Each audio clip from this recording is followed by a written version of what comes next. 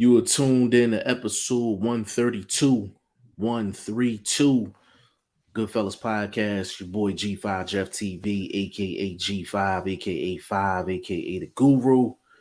I got my main man with me, Boxing First Vlog, aka the General, aka Blunt, aka Blunt Bayless, aka Mr. 1K. What's going on, big bro? Oh man, you know I'm here to hit you with a two-piece, and I ain't talking about no bikini. Let's get to it. Yes, sir. Yes, sir. Now, for the people that's looking for the live on the main channel, is not on the main channel, I put the link to vlogs channel in the chat. But if you obviously if you in the chat, you don't need the link, but you can copy and paste the link and shoot it out on your Instagram, your Twitter, tell people to come holler at us. You know what I'm saying? But we are live on Twitter, we're live on Twitch, we're live on vlogs channel on YouTube, we're live on Facebook, on G5 Jeff TV and Jeff Drake. So we live in 6 different areas right now, man. So you know what I'm saying? We cooking up right now. And we got a lot to cover. We got a lot to cover. Before we get started, big shout out to VP Shane. VP Shane will be in here in a little bit. But we got a lot to cover, man. We got Conor, Benn, Eubank Jr. coming up. And we definitely got to talk about that. We got one of my favorite fighters to watch, man, Sebastian Fundora, going up against Ocampo. That's a solid fight. Adrian Broner called out Nate Diaz. We definitely got to talk about that. And we got a bunch of other little things going on in the sport of boxing. So let's get right to it. Where you wanna go first, bro? I mean, you hosting Playboy. I'll let you lay the landscape out. You know what I mean? All right. Well, let's go. Listen. So let's go. Broner. Let's go. Broner Nate Diaz. I thought that was interesting for the people that don't know. Broner basically put out a post on Instagram, basically stating to Nate Diaz, if he was coming over to boxing, he'll give him everything he want. You know what I'm saying? Big shout out to AB too. He started following your boy last week, man. Big shout out to AB. You know what I'm saying? But what was your initial thoughts, vlog, when you saying that? I'm not gonna lie. At this point in time, I consider Broner still a boxing star. Don't get it twisted. Boxing needs those type of characters. Probably what is not outside the ring stuff, but the character he is, the personality he brings. That's all good to the sport of boxing. His skill, all good to the sport of boxing. So with him not being in a title hunt picture, that sort of landscape, a fight like this to me makes a lot of sense. I think it's a big fight. Technically, we can get into it. Who you favor. Obviously, one man's bigger than the other, but we know Broner's to put on some weight, so we're definitely not considering him a 147 guy anymore. You know what I mean? I think it makes a lot of sense. I mean, you got Trill TV, you got Fight TV. It's places a fight like that could possibly do some numbers if promoted correctly. And again, this is another situation where it's Broner being Broner. So, you know what I mean? Hopefully it pans out for him, though. I mean, and like I said, we want to talk about it technically. I mean, Nate Diaz is a technical street fighter. He got handlebars, you know what I mean? I think he could deal with what ability he still has. I think Nate could deal with that because of his physical size. I think it's maybe not as big as a Benn. I mean, as a Conor McGregor, Floyd Mayweather, but technically it could be as good because I thought that was a good fight. You know what I mean? I thought Floyd, pulled the eye leap, let himself absorb a little bit. And, you know what I mean? Showed he could do that. He put the foot on the gas and got that winded ass dude up out of there. So that's what that was. But I like the fight, man. I'm not mad at Broner. It's Broner being Broner, baby. Let's make it do what it do. Yeah, I hope. I don't know what they'll do as far as the weight, because I know Nate Diaz usually be fighting around 170 when he's fighting in the UFC.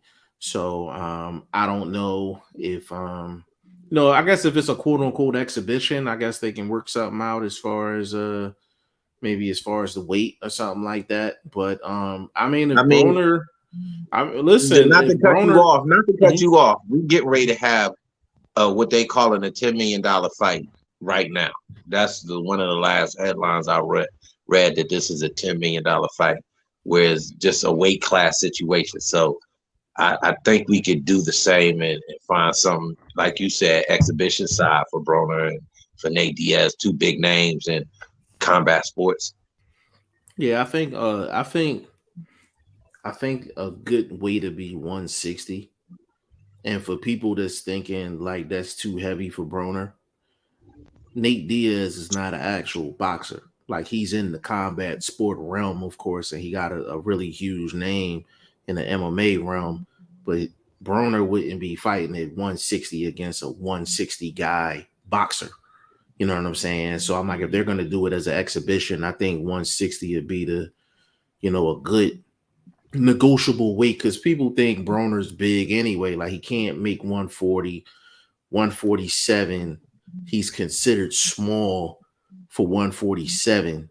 But to be honest with you, he's just not toned at 147. Like he got the weight.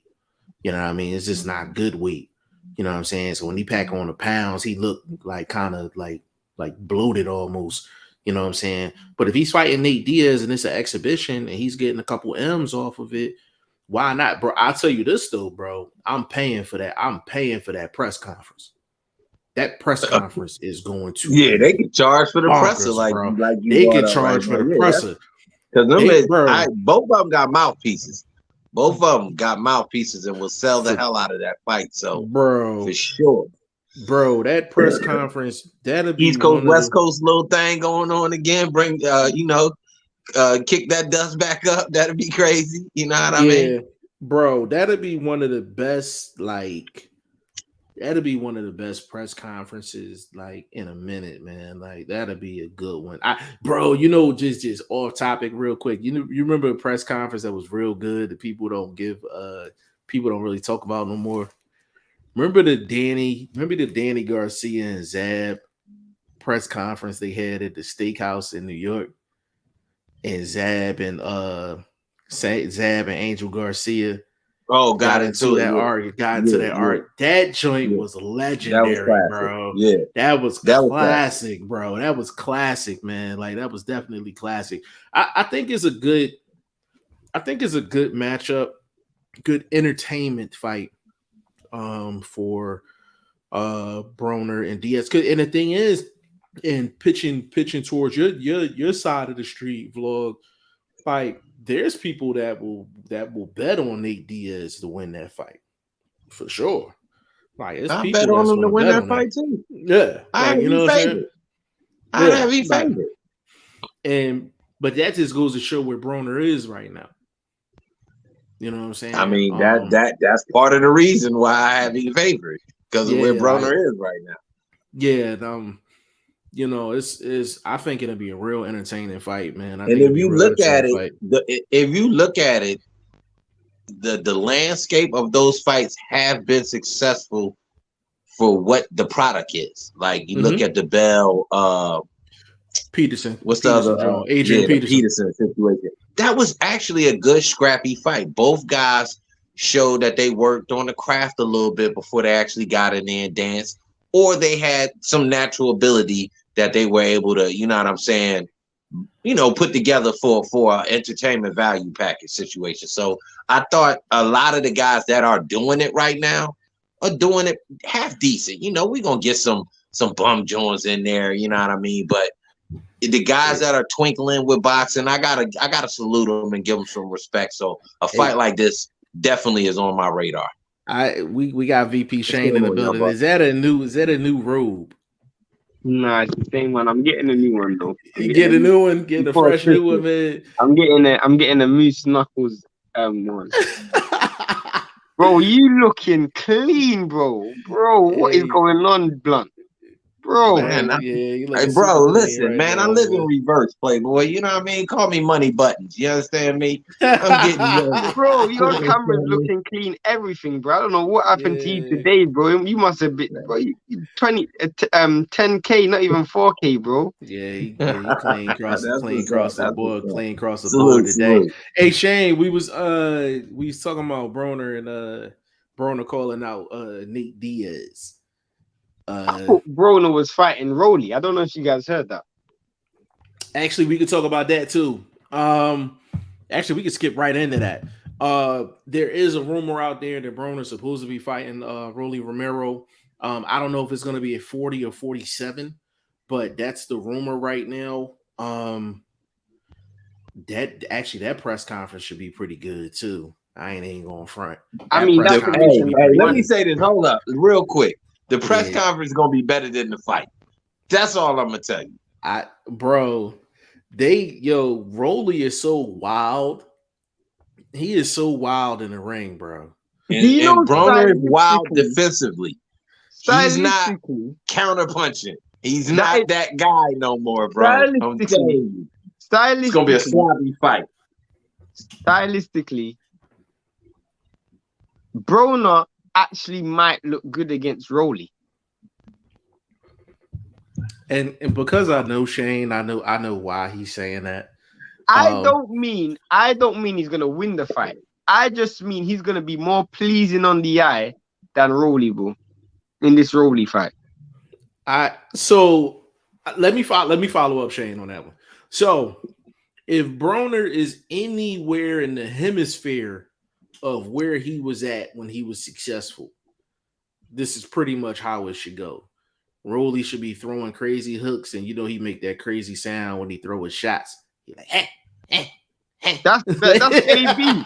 That's They AB, bro. both do though. They both do. AB, bro. They both AB do. does that, bro. I'm gonna have to AB watch does that that. fight. They I'm both gonna have to do. watch that fight with the sound off, bro. Yo, Bro, it sounds like a tennis match. Bro, yeah. bro, like, especially AB. And they like, Especially with that left hand. When he throws that left hand, bro, he throws it like a tennis player. Oh man, big shout out to Ron Sizzle 402 in the building. Said, what's good, guys? Keep up the great podcast. The world loves it. I think Conor wins against Eubank. Actually, you know what, bro? Let's jump right into it, bro. Conor, Ben, Chris Eubank Jr., bro. Who's Eubank setting win. it off? Go ahead. Go ahead, vlog. Go ahead. Set it off. Man, I got Ben for more reasons than y'all think. Y'all want to get into the technical side. We can get it. I can tell you why to bet Ben just for political purposes. You understand what I'm talking about? Like, who's got more upside? You telling me Chris Eubank got more upside? We talking about two basically dead divisions. No chance. He has. There's no way. There's more upside for Ben on another scale than there is for Eubank. Completely more upside for Ben. Of course. Okay. So number one reason why you bet Ben.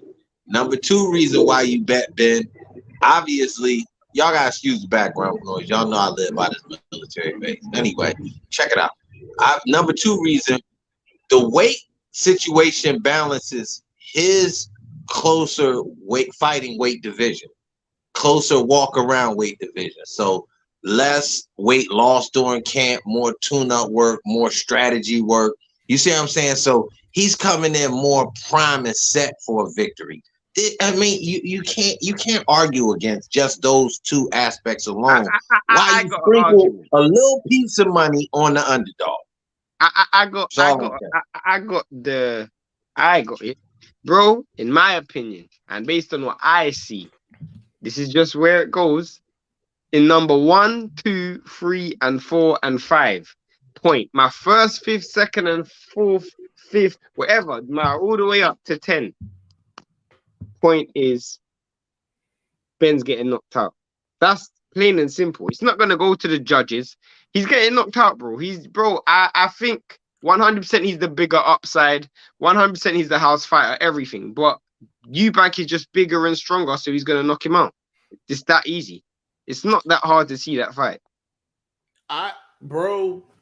So let me ask this before I even give my opinion on it.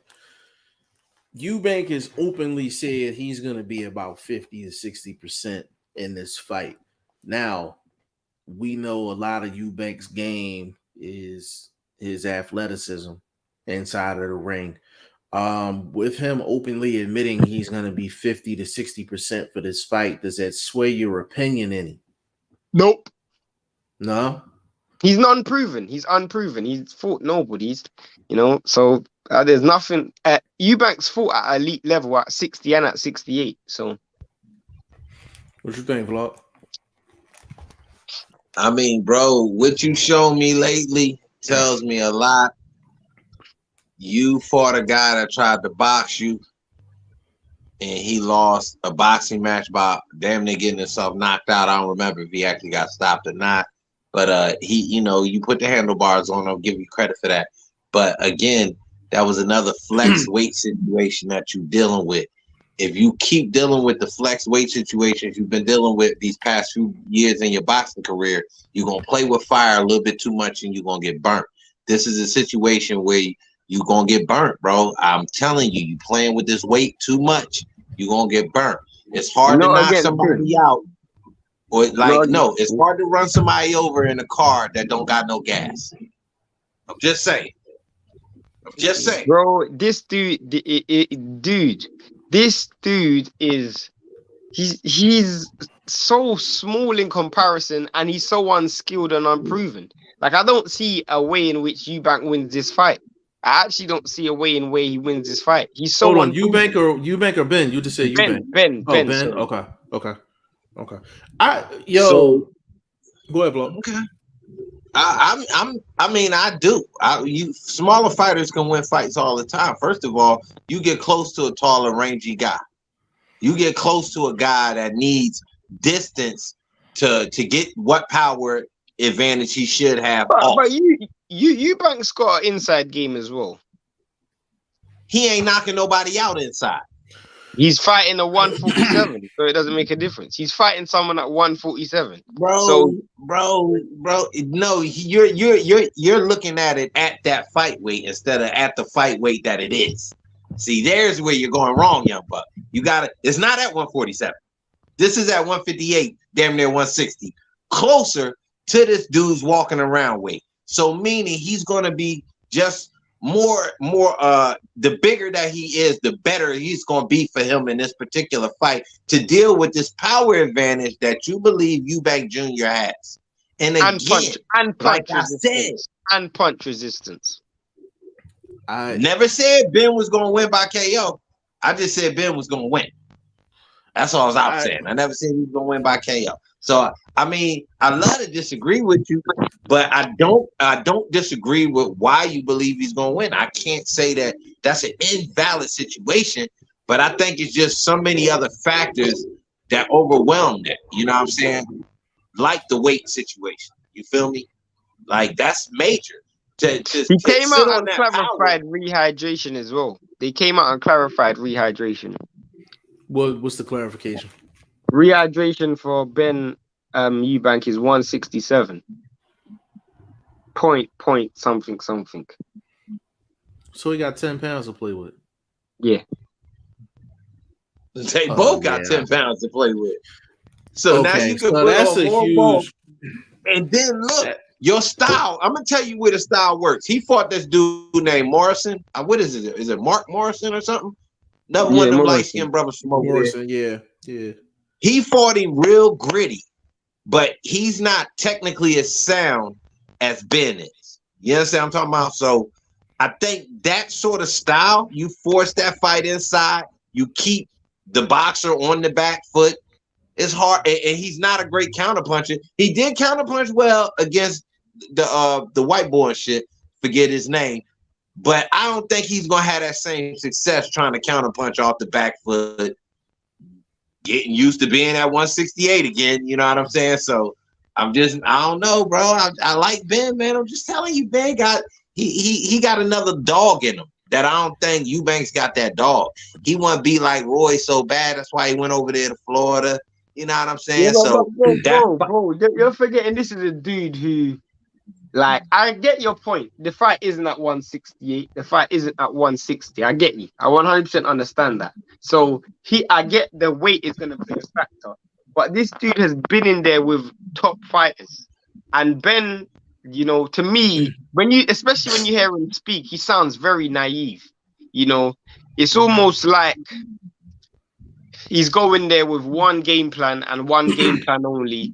And he's also not taking into consideration all the tricks that Eubank has learned through his years and years of experience. I agree with everything Blunt is saying, and I think Blunt's going to agree with what I'm about to say as well, in the sense that Eubank, whilst he may not be the best fighter, with him being in the ring for so long, he's learned a lot of tricks of the trade that Benn just hasn't learned yet. He just hasn't learned those things. So when you put that into the equation, sorry? No, is that enough to make you such a big favorite? Or not a big favorite, but a solid favorite. That, in addition to the fact that he's gonna have the weight advantage, he's gonna have the power advantage, he's gonna have the strength advantage. You know, he naturally is going to be able to impose himself much more than Benn. And Benn, for the most part of his career, has been a harder puncher than everyone he's ever fought. You know, he's never fought anyone with the punch power or the punch resilience of a Eubank. So when Eubank takes your best punch and then he lands his best punch, how do you react? He's never had to deal with that problem before. I literally just made up my mind 5 minutes ago. You were on the fence? Huh? You were on the fence? To be honest with you, I wasn't on the fence in the sense like I couldn't figure things out. It's hard for me to picture this matchup in my head, man. Like, I don't care what the weight is, the rehydrate. Like, this is just going to be a weird ass looking fight. Like, they styles don't match. Like, this is going to be a weird ass fight, bro. The main thing though is that he's going to be able to gain 10 pounds. That is huge, because before it was 5. Before it was 5, it was 162. He had to weigh in 157 on the weigh in and come in no higher than 162. Me and the Shane rehydration is 12 hours before the fight. The rehydration is 12 hours before the fight. 12 hours. That's his last weight check. Yeah, 12 hours. Nah, Benn's losing.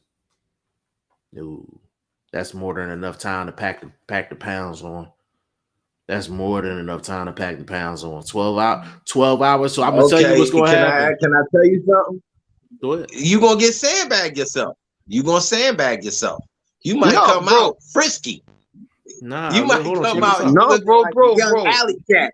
You know what I mean? You just ran through guys. You got a lot of energy. Check you this find out you was on some straps. The reason why you're a little bit, the reason why you're a little bit off with that, Blunt, is for the last 2 fights, he would have probably been going into the fight, walking out about 180, 179, round about there, on the night of the fight. Maybe not even 179, maybe about 175. He now can weigh in still 175. He just has 12 pounds to put on those pounds. Yeah. So he doesn't have to change much. It's just about stripping weight and putting it back on. Does he have enough time to put it back on? So it's equivalent to the IBF. So the IBF weighs in, and then they gotta weigh in basically fight morning at like 8 in the morning. So if you break down the hours, it's probably around the same amount of time, about a good 12, 13 hours before they're actually stepping into the ring. So if that's the case, he pretty much has the whole day to and vlog. I'm gonna meet you in the middle of the street on this one. You said he's gonna come out a little frisky and all that. In terms of the pounds, if they're doing like an IV or something like that, or they're doing the Pedialyte to put the pounds back on from a water standpoint, then he's going to be able to get to around that 175 mark on fight night. And like when he's actually walking into the ring, I wouldn't be surprised if he's 175 when he walks into the ring. And I think Benn is probably gonna, whatever he weighs in at, that's probably what he's walking in the ring at. Because he's not a big 147. The problem I had with this matchup is that Benn is not even a big 147. He's not. He's muscular, but he's not a big 140. Like Boots, he's real short as well. Boots is a big 147. We all can agree he's gonna end his career probably like 160. We can all agree on y'all that. both sound terrible. Why? Y'all sound terrible. Why? Y'all need to sit still, move your rabbit ears around or something, bro. Y'all sound terrible.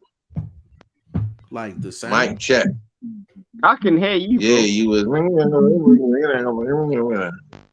I can hear you. Mic check. Can you hear me? Yeah, my shit good. That was y'all. Mic check. There I you go. I can hear both of you clean, bro. I can hear both of you clean. I think I was going Y'all against sound his good bet. now? I think I was going against his bet, and his joint got fuzzy. No, wait, I'm man, that bet is yo. I'm gonna put it to you like this. Even if it lose, it's still worth putting it in. What's the line? What's the line, bro? What's the line on it? Huh? What's the line on it? 10 for 235. Is this plus? It's That's hold on, like 23 to 1. Hold on. What? Hold on. What is it? What is it for Ben? What's the number for Ben? The line on Ben straight for Ben himself is like he the underdog. Let me hold on. Give me a hot second. Plus what? I'll get the numbers for you real quick. Let me get a matter Ron of fact, Sizzle I'll probably comment put first. a post up. Check the Hold IG, but I got you. Just a hot second. Take your time. Take your time. Ron Sizzle 402. He said also because history is important in boxing, a lot of guys go up and down and wait for the best fights. It's boxing. Also, Eubank fights just for a check. Now he says he fighting just for a challenge. Bro, this is definitely for the bag. I mean, for sure. I mean, it's definitely for the bag. He even said it himself. This gets him no closer in the rankings in his own division. Conor Benn is not a top flight 147, let alone anything else. He's just a big name at the moment with potential. So it's definitely a money grab, Ron, for sure. It's definitely a money grab. So you asked everyone's admitted that. Yes, sir. We got Ben minus 152, Eubank plus 200. Both reasonably priced. Both going to draw a lot of money on each side. I think the betting across the line, it should be even. Say that again. Say the numbers again. Eubank minus 200. Conor Benn plus 152. It's about right. Conor. You want? Listen to me. Listen real quick. Quick bit. Quitting handicap it. On a big fight like this, you want the numbers closer to being lower for the international draw. They might be higher on his side because it's such a home fight. So you want to charge folks closer to the fight. You could probably charge them a little bit more money on odds favorites, underdog lines. So I think internationally, this reasonably priced for it to get some eyes. Get a couple, fools to put some pizza money on something real quick. So I like it. That's why I said putting it together the way I did. Than I thought. So you said you got 20. I'm telling you said you got 23 to 1. What's that for? That's Ben. That's Wilder. That's Darrell and Haney. 4 hitters. Yeah, that's because you're on. How much did you put down? How much did you put down? That's 4 fights. How much did you put down? It's $10 bet. That's a $10 bet. How much you getting back off it? 235. That's 23 to 1. So you put Darrell to win. Yes, Darrell gonna knock old boy out. Who's Darrell fighting? Caleb Plant. So you think Darrell's beating? I thought it was Caleb Plant, but the way he's so convinced, I thought maybe I missed something here. Maybe they cancelled the fight. There is no way Caleb Plant is losing to Darrell, bro. What are you talking about? What political sense would it make to just guarantee him a victory? There's He's no won, bro. right He's around the corner. won. He's a better fighter. He's gonna win just because he's better. But how? Oh, he looked good on that bicycle. Oh, you like that ride backwards? You impressed with that back pedal, huh? Bro, I like that. Okay, I salute you. I see you got a lot of respect. I dislike Plant more than anybody else because of what he done in the Canelo fight. But I'm willing to bet you that they're wrong. Let's put some money down. How much you gonna go? How much you gonna go? Man, I'll put a quarter with you. I'll put a quarter on it. Yes, you got it here, bro. Quarter. He's betting a quarter. I'm betting a quarter. No problem. Yeah, wait. Hold on. I'll put it in on G5TV.com just so we'll keep it solid. All right, hold on. Listen. Hold on. Are we talking a quarter as in it drops on the ground and it makes noise? Or are we talking no, bro? $25. 2 10s and a 5. Okay, all right. I'm just double checking, bro. Man, I know we got some lames in the building, but we want to keep, you know what I mean, matriculating the mouthpiece. That way they catch up. I'm just messing with you. I'll just mess with you, bro. My guy T Finney in the building, man. Big shout out to you, bro. He says salute. I don't know much about Ocampo except him taking that body shot, but been on a crazy win streak. Hoping for a good scrap with Fundora this weekend. Fundora is always in good fight. Fundora is never going to be in a bad fight, bro. He's never going to be in a bad fight. It's kind of similar to when you look at it from that aspect. It's kind of similar to Paul Williams. No, bro. Who's that dude? At what Mexican dude that was always in tough fight?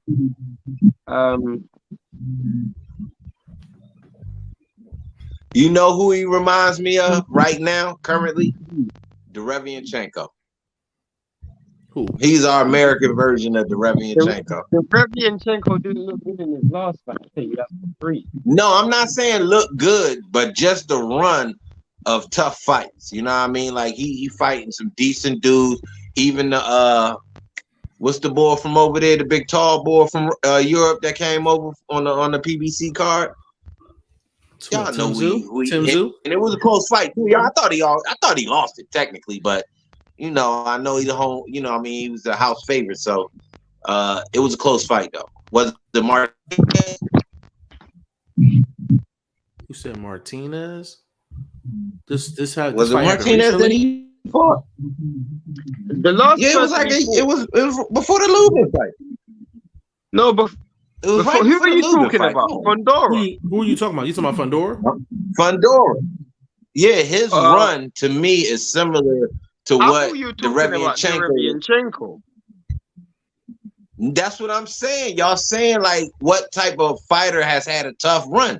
A modern run of tough fights been Derevianchenko. He been in against everybody. Oh, you're talking about Sergio Garcia from Spain. Oh yeah, that's Fundora fought. Because when you were saying, when I get you now, but when you were saying that dude who we fought from Europe, I thought you were talking about Derevianchenko, who Derevianchenko fought, but now I understand. So yeah, Sebastian Fundora is Sergio Garcia. He was a matchroom fight. I don't know if he's with matchroom now. Yeah, no, Sergio Garcia, he definitely gonna he definitely brings the the lunch pail and the hard hat to the ring. So yeah, he gonna come to scrap like for sure. Yeah, Fundora's always in good fights, man. Like you ain't gotta worry about that. What now? Can I ask a question? Y'all think that Lubin fight took something out of him that would help Ocampo? Let's just say get through this one. Potentially. I don't think so. I mean, Derevianchenko slowed down.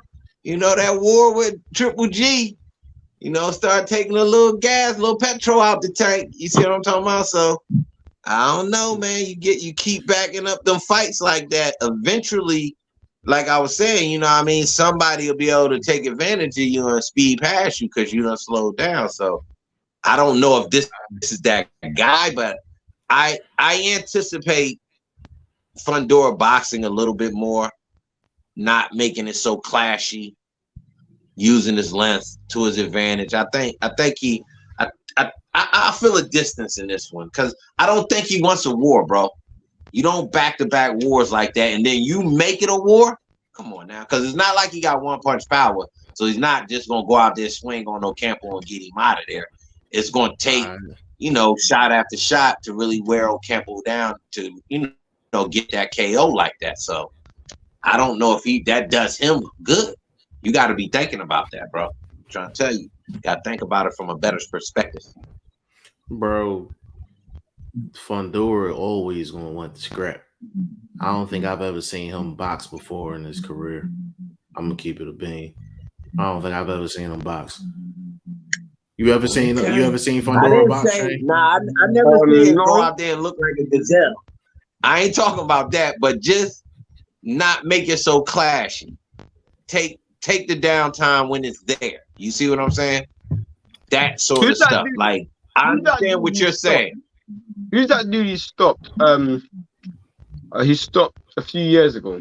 That black dude.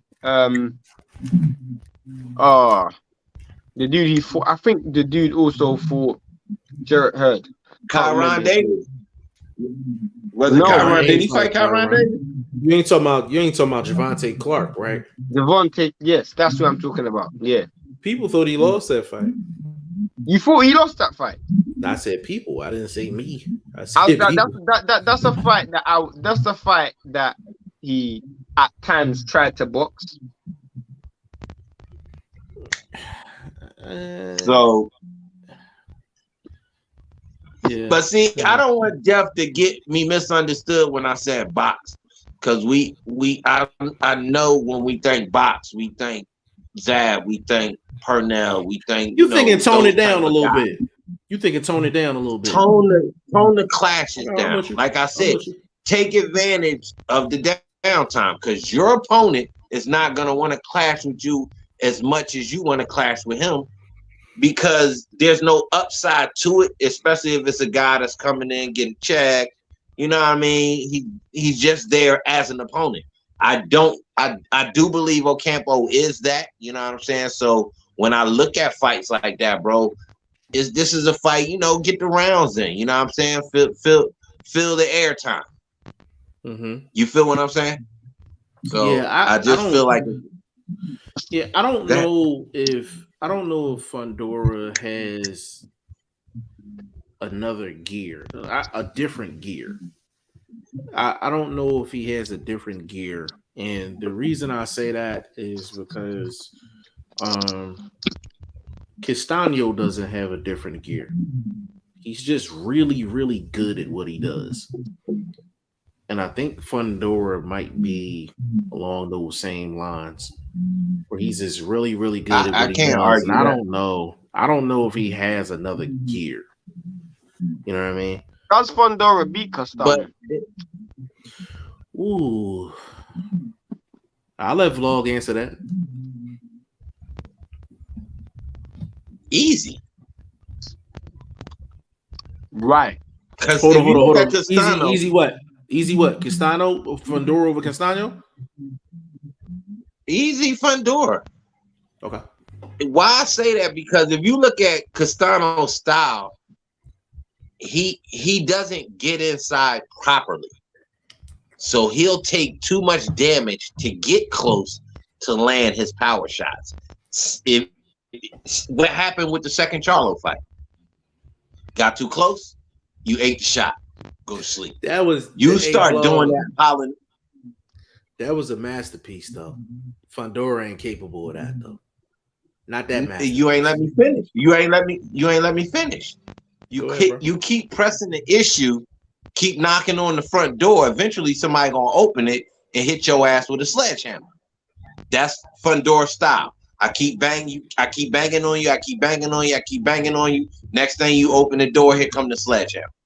You see what I'm saying? I think one thing though, that's gonna be a little bit towards Fundora's detriment is the fact that I actually think in a bang bang shot, Castaño gets to the punch first. And because for the most part, selection is off. For the most part, because I remember when he fought Teixeira, Castano fought Teixeira, and then that's another tall dude who's very upright but fights in the pocket. The overhand right and the overhand left, especially from southpaw, because Fundora for the most part doesn't bend at the hips, so he's standing all the way up. I'm not saying what you're saying is wrong, but I can see a scenario where Castano lands one of those overhand shots and just puts Fundora on his back. Let me ask you this question. Have you seen anyone that has fought Fundora and they haven't had success offensively?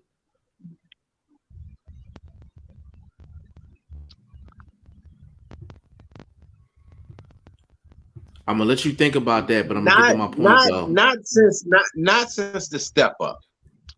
Maybe the first 1 or 2 televised fights. You know, he overwhelmed his guys. You know, they got a shot here, they got a shot there, but nothing they set up, nothing their game plan brought to the table.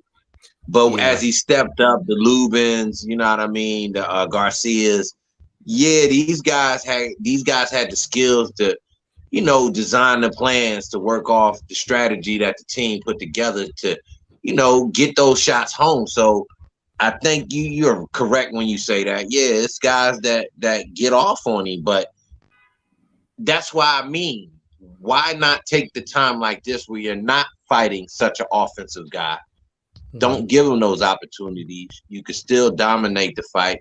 You know what I'm saying? Step inside, smother. I actually agree with you. I just don't think he's gonna do it. I don't think he's gonna do it. I agree with you though. That's what he should do. This is the perfect opportunity. This is the perfect opportunity to test out some new skills, some some different things. You don't have to be desperate in this fight. I agree. I think that's the perfect strategy for him. And it's nothing better than to be able to work on things like in game. You know what I'm saying? And then look at what backs that up. The limelight gonna be on you. You the main event. You see what I'm saying? You the main event. Shine, dance, baby. You got the whole ballroom looking at you, baby. Dance. Yeah, the thing about the reason why the Castano fight is so interesting to me, and I don't know who wins that fight, is because Castano should have a lot of success offensively. He should be able to get whatever he want in that fight offensively. It's really just a matter of who gonna get to who first as far as the shots. It'll look similar to the Lubin fight. It'll look similar to the. Can I ask you a question? Can I ask you a question and pick your manager brain? Because I know you got skills at that side of the game. Is that a fight that you would take right away after? If I'm Castano? Yeah. If it's for a belt, I'm taking that. If it's for a belt, I'm taking that. You know the craziest at this point in time, it's not. So right now, are you taking that fight? If I'm promised, if I'm promised a Charlo fight after that, I still take it. I still take it. I would even take it if I don't, because Fundora's names is a little bit hotter in the streets than Castano. Yeah. This is one thing I was thinking though, is that Jeff said you should get a lot of success. Like we always talk about paying an admission fee at the front door, and that's what Charlo done amazingly against Castano. You know, he paid him on the way in, paid him on the way out. You know, every single time. You know, and if you look at it like a house, you know, you got someone at the door. Give me your money before you come inside. Every time you come in, you're having to pay for something. Eventually, you're gonna get broke. Right. You know, because Fundora fights like a old grandmother.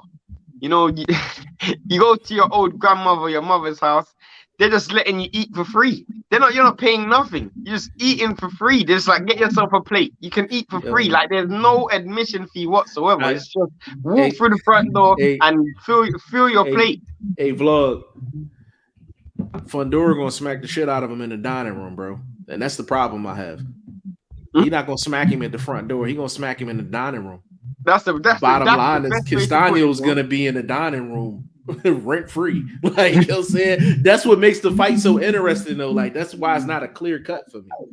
I see where y'all coming from, but in this boxing brain of mine, Castano slightly could be broken, bro. Second, that is way too tough of a fight to take. I understand that's a hot name. Jump on that bandwagon.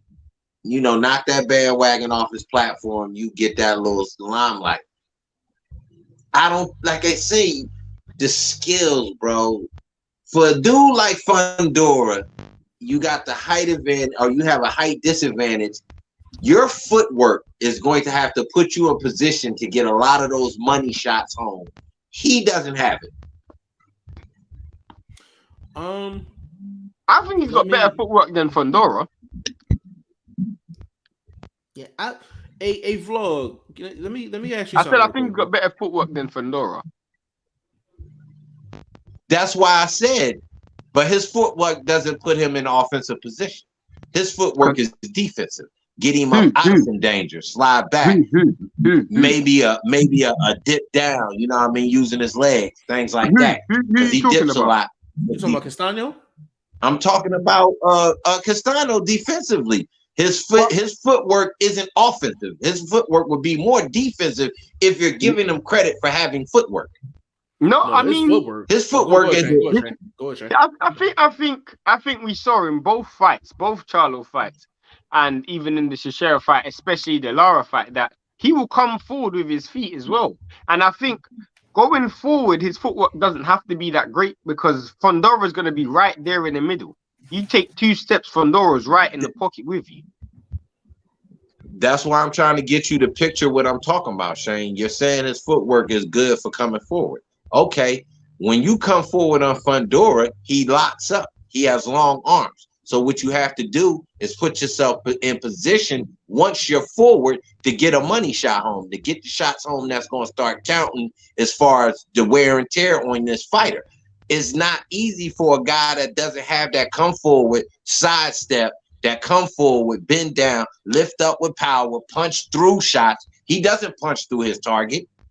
If he did, a lot of that work he was doing to Charlo and the ropes in the first fight would have mattered. But it didn't. No, he was the one getting slapped around the ring. I agree. So I agree. Again, he is a that's why I'm thinking. He's a touch type fighter where he's looking for volume, the accumulative punches to win the round.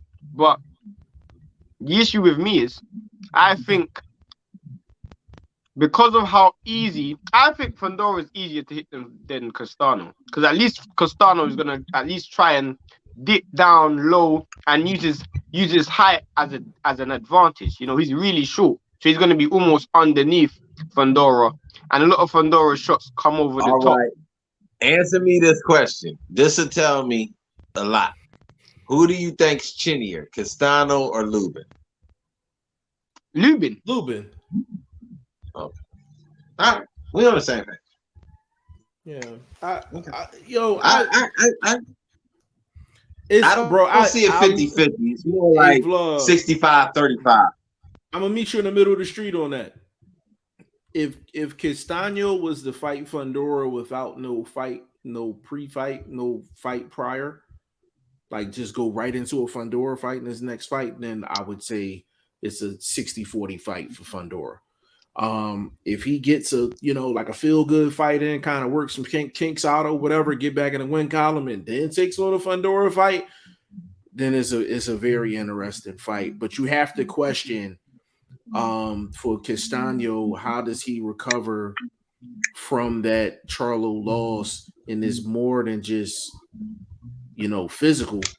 Like, he got a masterpiece put on him that's never happened to him before, and he got stopped. So he got the. I mean, he got knocked around in the first fight too, bro. Y'all acting like he didn't get knocked around in the first fight. He was. Charlo never stumbled across that ring. The first fight was competitive. Charlo had. I'm going to the mental aspect, bro. Where if you lost the second fight, you telling me the memories of the bad times of the first fight don't compile onto that? So it's not a psychological.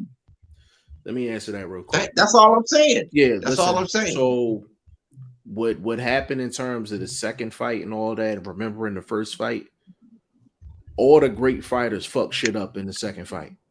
They clean up whatever mess they made in the first fight in the second fight. Like, all the great fighters do it. and that's what Charlo did. A lot of what Castano was doing in the second fight would have worked probably against damn near everybody else in the division. So it's more so, I'm more so giving more credit to Charlo because, like I said, Shane agrees with this. I haven't seen a performance like that from a fighter with them type of stakes on the line in about a good 2 years off the top of my head. That was an epic performance.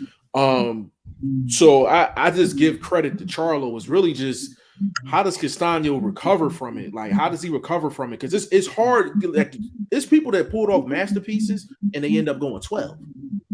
Charlo pulled off a masterpiece and got the stoppage. Devastating too. That's the ultimate loss. It's the ultimate loss. It's a terrific performance. Terrific performance, man. Like what's up, man? What's the next topic, bro? Let's make sure we touch these topics, bro. Well, we done to be honest with you, like we done touched we touched the 3 topics that we had. We can go into a bonus joint though. Zapata and Regis Prograde, November 26th in LA. Off top of your head, like what's November 26th. November 26th. So wasn't that California. The same date for Crawford Spence?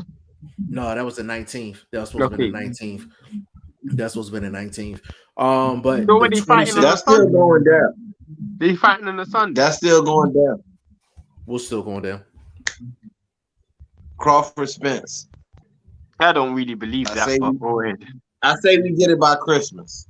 I'm optimistic. I was told, I say we get it by Christmas. I was told to look for February. I don't believe what any of you say or anybody tells me. Anything anyone tells me, I don't believe. If someone says it will happen within the next 5 years, I don't believe it. I don't believe anything until I see the ring, the bell ring, and that's when I see. No, listen.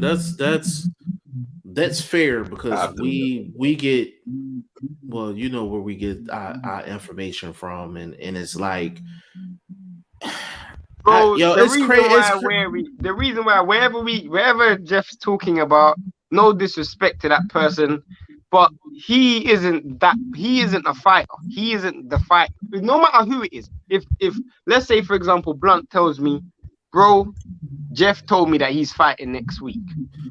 Blunt and Jeff speak every day. I'm still not gonna believe it because I've reached a point where, for me, sometimes news just gets leaked to the public for different reasons.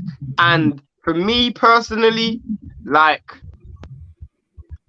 you know what you could have easily done, Jeff? Remember we were talking about how long you need to sell a fight and just judging the barometers and stuff like that, bro. Sometimes, and I swear to God, I believe this, bro. You guys can tell me what you guys think. But I believe these promoters and these television companies and these fighters and these publicists, whatever they do, whatever you want to call them, they release things to the news stations just at the right time, just to gauge the public response. And I've seen this before, you know, when people, you know, they say, oh, we got a few names lined up for the opponent, and depending on how the people respond, they decide to go with this opponent or that opponent. I feel like it's the same thing, bro. I just feel like until I actually see it set in stone, these people could just be playing. I don't know if you guys know about this game, but over in the UK, it's called Chinese Whispers. Like they just be out here just whispering different things here, just to create a public outcry.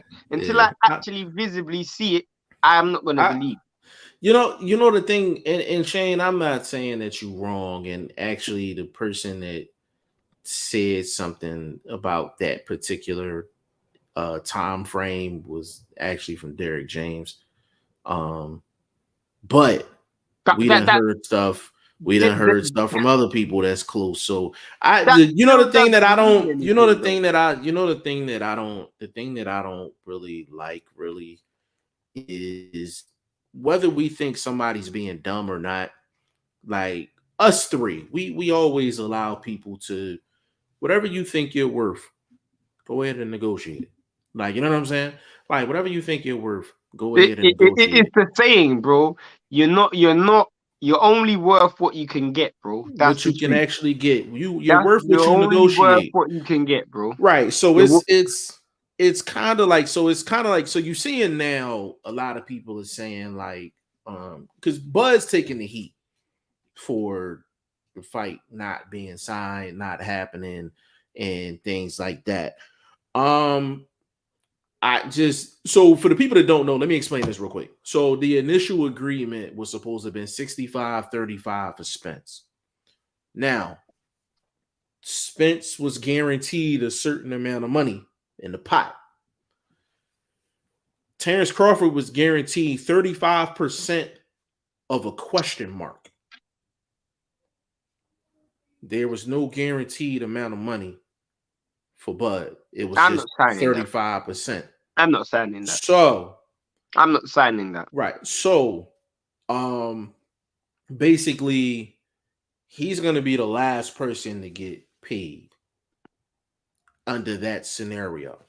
Now, for all my money getters out there, all my hustlers, all that, forget whether the fact that you're a Spence fan, Crawford fan, whatever the case may be. You got good deals and you got bad deals. Like, I'm not taking 35% of a question mark. Like, you got to give me a guaranteed number. You have to give me a number. I'm not coming to work for a question mark. Like, you got to give me a number. You have to. Can I dip in real quick? What? People go to work for a question mark all the time. They call salesmen. So that being said, in this particular situation, put your foot on the gas, bro. Go to work, shine, floss, end up becoming the CEO. The problem. I'm just saying, bro. At some point, I'm not. Go on. I'm just vlog. I'm just saying. If take your scenario, right? You working at a store, you a salesman, and you know it's you and somebody else. Y'all the only two salesmen in the building. But you know for a fact that other salesman is guaranteed a certain amount of bread. Guaranteed a certain amount of bread. Vlog, I know you. You're not walking in that store. You're not walking in that store. I actually agree with Blunt to a certain degree. Am I wrong? Am I wrong, Vlog? You a hustler, baby. Yeah, that's what I'm saying. Sometimes hustling, you roll the dice. Sometimes, Jeff, like in situations like this, where first of all, let's take the scenario. You talking about two salesmen in the store. That one of those salesmen were already in that store. So one of those guys are new.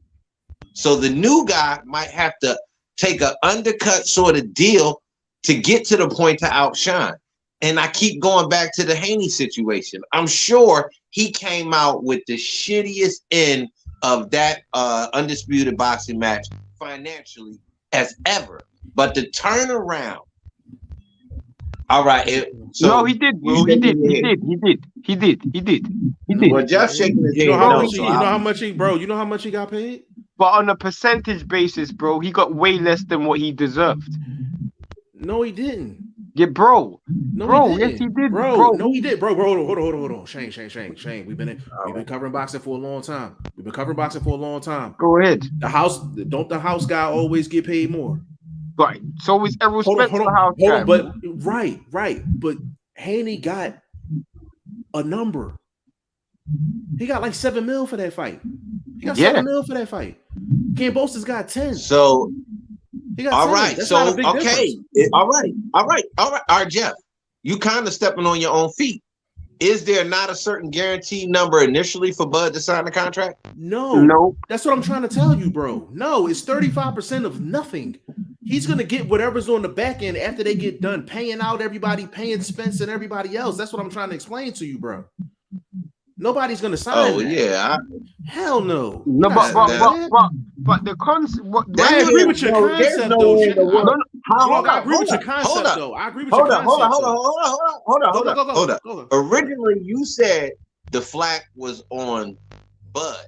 How is the flack on Bud when you offer a respected champion such a contract and you're trying to achieve a goal off of his title?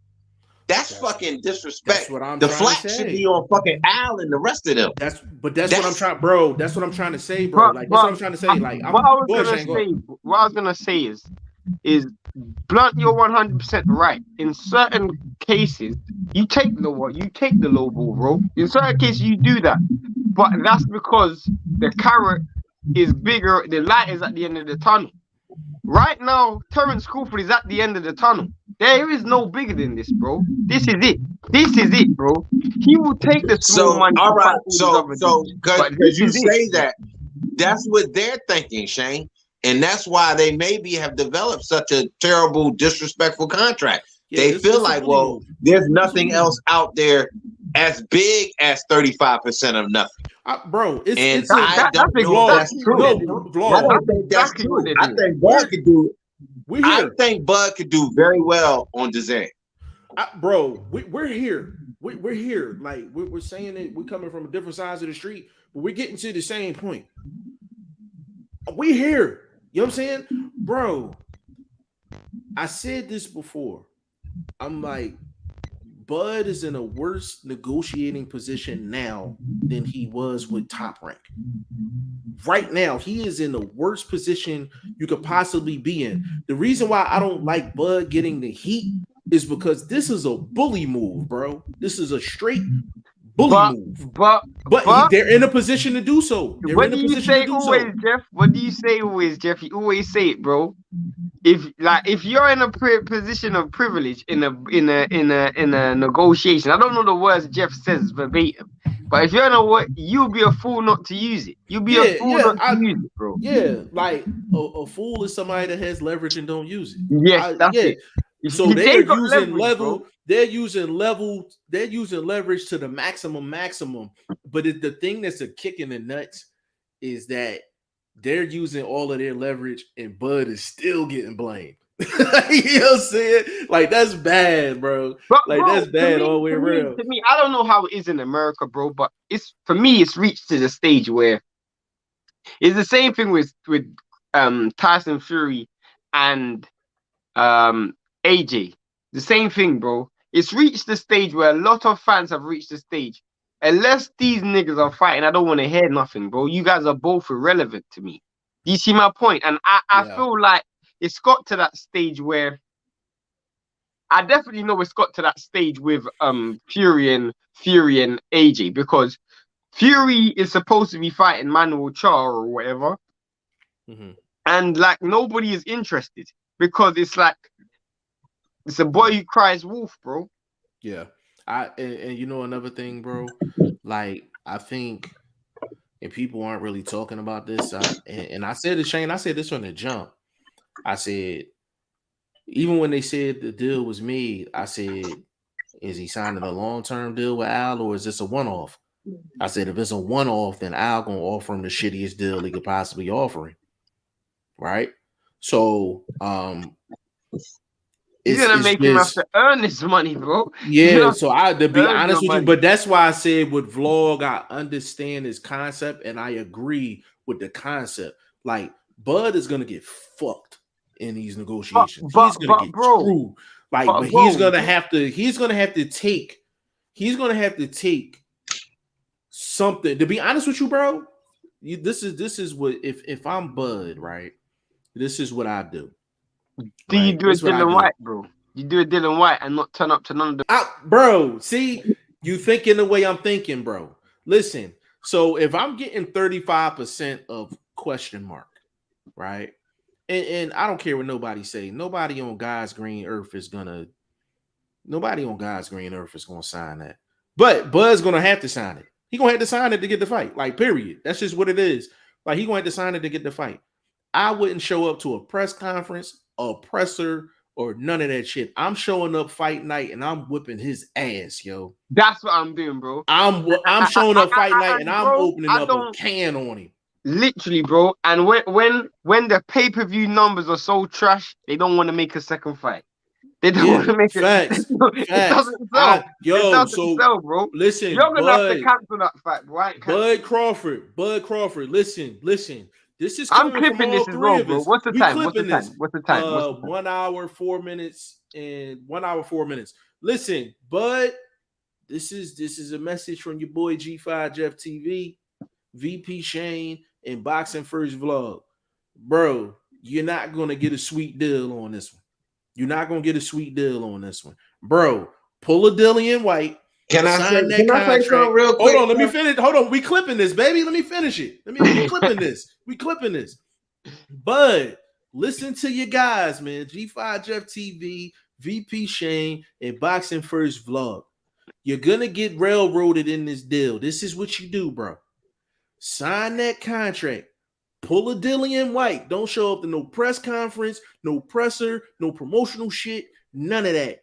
Go in on fight night and whip his ass. That's what you do, bro, because you're not going to get nothing in these negotiations. Vlog, you can go, baby. Now, from what we know about Bud, I think that'll actually work because psychologically he seems to not be a guy that lets a lot out. So it'll just fuel his tank. You know what I mean? He just seems that way. You know what I mean? So he's not a promotional dude in my aspect, and that's no disrespect to him. Some people are like that. You know what I mean? Nobody want all them cameras in their face and all that hoopla all the time. Some people are. Adrian Broner, for example. You understand what I'm talking about? So I think this man, Bud, run with that, bro. You got the skills. I mean, it's a 50-50 fight, bro. Just being wholly honest. You know what I mean? But I edged you technically. Just listen to us, man. Just listen to us. I will pull a Dillian White for sure. I will pull the reason why it works as well, bro, is because when they realize that the pay-per-view numbers are so trash before, because you get an idea with pre-sales and stuff, especially with television and tickets, bro, they gotta come correct. They have to come correct, bro. And Bud, and this all you need in the contract, bro. This all you need in the contract. That whoever wins this fight, the purses get flipped. Whoever's the winner, you get 65% of, and you get the guaranteed number. And if the rematch go down, then Spence got to take 35% of a question mark. Pull a Dillian White, bro. That's the route. I'm telling you, that's the route. And you heard it from the here. Truth is, bro, do you know if Dillian White actually fought well against Tyson Fury, he would have committed the biggest robbery in history. The nigga came to one event, he got 7 million and left, and there was no rematch clause if he won. There was no rematch clause if he won. Bro, if he beat Tyson Fury, that would have been the biggest robbery in history. It was a ski mask. Literally. It's a robbery without the ski mask, man. Like, I'm telling you. Bro, it's just an in and out job, bro. It's an in and out. It's an in and out job, bro. It's an in and out job, man. But it's gonna take for Bud to sign that type of contract and to have that type of mentality and go from there. Because bro, Bud, if you win the fight, you hold all the cards, man. You got everybody by the back of the neck. You got Al by the back of the neck. You got Spence by the back of the neck. And it don't matter if it's a rematch. Even if it's a rematch, you can hardball negotiations on the rematch. The reason why, bro, I would do what Jeff's saying is because I'm not turn up to the press conferences is because just by you not negotiating and not signing that deal, you're getting blame regardless. You're getting blame, even though it may not be you, it may be whatever. You're getting blame regardless. So, in my opinion, if I've done my side, I'm a fighter. If you don't want to protect me as a promoter, you promote the fight yourself. I'm just here as a fighter. Promote that fight yourself. And let me throw this out there real quick, and this is just putting things in context, right? So apparently Bud asked for expense sheets and stuff like that. Anybody that knows Al knows that's not happening, right? Nope. That's not happening. But here's the thing though. Like, for the people that feel like Bud should just sign it with no hesitation. Let's do role reversal. Imagine if Bud was still with Aram, and Aram offered Spence 35% of a question mark. It'll be a fucking uproar, bro. It would be a fucking uproar. Nobody can tell me it wouldn't be an uproar. And we know why. And we know why. We ain't got to get into it. We know why. We know why. You understand what I'm saying? So, but y'all would tell Spence not to sign that deal because that's bullshit. Like, bullshit is bullshit. It don't matter who's delivering it. Bullshit is bullshit. But Bud is going to have to sign. Bud, go to Dillian White route. I'm telling you, bro. Don't even do an open workout. Do a close. Listen, he's been doing that, bro. Showing people he ready. What I would do though, I would do that. But what's different in this particular scenario, because we're using the Dillian White as an example, your skills are so much more superior than Dillian White. Of course. The backside, the flip side, the Devin Haney side of it is you in the power pole position, bro. Just do it, man. Just do it. Nike. Bro, you hold all the cards, bro. You hold Bud. You hold all the cards. All you gotta do is go in there and win that fight. If you go in there and win that fight, now Al gotta come to you. Al gotta come to you. Spence gotta come to you. To be honest with you, you control the boot situation now. You control everything. You control everything. He can go right to 154 and see Charlo. But hold on. Hey, hold on, vlog. Here you go. Check this out. You know everything's Heyman, right? Everything's Heyman, 47-54. If he has all of the belts, if he got all of them, he can basically hold Heyman hostage. He can hold Heyman hostage. He can hold the whole division hostage. This is the problem, bro. And this is the problem where the Dillian White situation came to his detriment. If Dillian White if Terrence Crawford decides to take the Errol Spence route, he better go knock Spence out, bro. Because you can win 10-2. He's not winning on the He's not winning on the cards. He got bro, he gotta get 10-2. He would have to win on the cards, bro. Bro, he would have to get like 2 knockdowns to get a draw. Literally, bro. He had to get 2 knockdowns to get a draw. He had to get Spence up out of there. He had to get Spence out of there. Hey, y'all talking about he getting that Felix cash treatment? Bro, yeah, pretty much. But speaking of Felix Cash, you know that is Conor Benn's main sparring partner for the fight. It's interesting. I mean, that's a good dude, man. Hey, bro, I'm telling you, just bringing him up, man, you know, because I do my thing, man. Betting on boxing, check it out on the channel, man. You know what I mean? Put yourself together, a nice little parlay, get you some money. Again, excuse background noise, can't do nothing about it. Check this out, though. I did a little 1-2 on that Felix Cash fight. That boy Conor, Carol, that boy ain't no joke, bro. That boy been getting a lot of work over here in Florida. So I don't think he's gonna have that traditional European style that Felix Cash might be used to. So that's a tricky little fight. Cash still favored. I still favor him. You know, he's a bigger puncher in that particular contest. But that's a good fight, man. A lot of fights this weekend, bro. They really decked the card out with just everything going around out there with boxing on your side, Shay. So big salute to y'all, man. Hey man, listen, we got the answers, man. We're gonna actually clip. We're actually gonna clip that up, and we gonna drop that. Because people need to hear that. Bro, I promise you, I was coming in here with no intentions of talking Spence Bud today. Like, no intentions. But as the show usually goes, something comes out of it that's not planned, which I'm perfectly cool with. You know what I'm saying? I'm perfectly fine with it. But yeah, that's definitely the move. Is the undercard for Fundora and Ocampo? Is that up? Oh yeah, you know I done talked about that. We got a Diamond versus the boy Montiel. And Yeah, they that's a got, good fight. there's That's a no good official fight. line on that yet, but I was reading around. A lot of people got Montiel favored.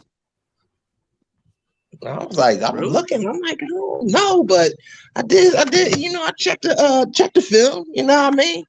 It's little subtle things he does. He's a little bit better defensively, a little bit more accurate. You know what I mean? So I can see little things why people might technically favor him, but you know, strength does overpower a lot of technical stuff. And you know, Adamas is foot on the gas, come forward, and I don't Who's know, bro. fighting They the both been Damas? through some Sorry, who's wars, fighting the Damas? and it's for the interim Juan too. Montiel. Juan Montiel. Oh, Montiel. Yeah. Yeah, they, you know what I mean. It's for the interim WBC interim middleweight title, bro. So, Oh, and bro, then we oh, hold up, slipping, bro. got another one for you, You Shane. better mention this. You better Your boy mention this. Bentley, getting that Janet back for the Yeah, I saw WBO. that. What you I think saw that. about I that? saw that. Nah, I got How you one, like his chances? No, Yanabek's gonna win.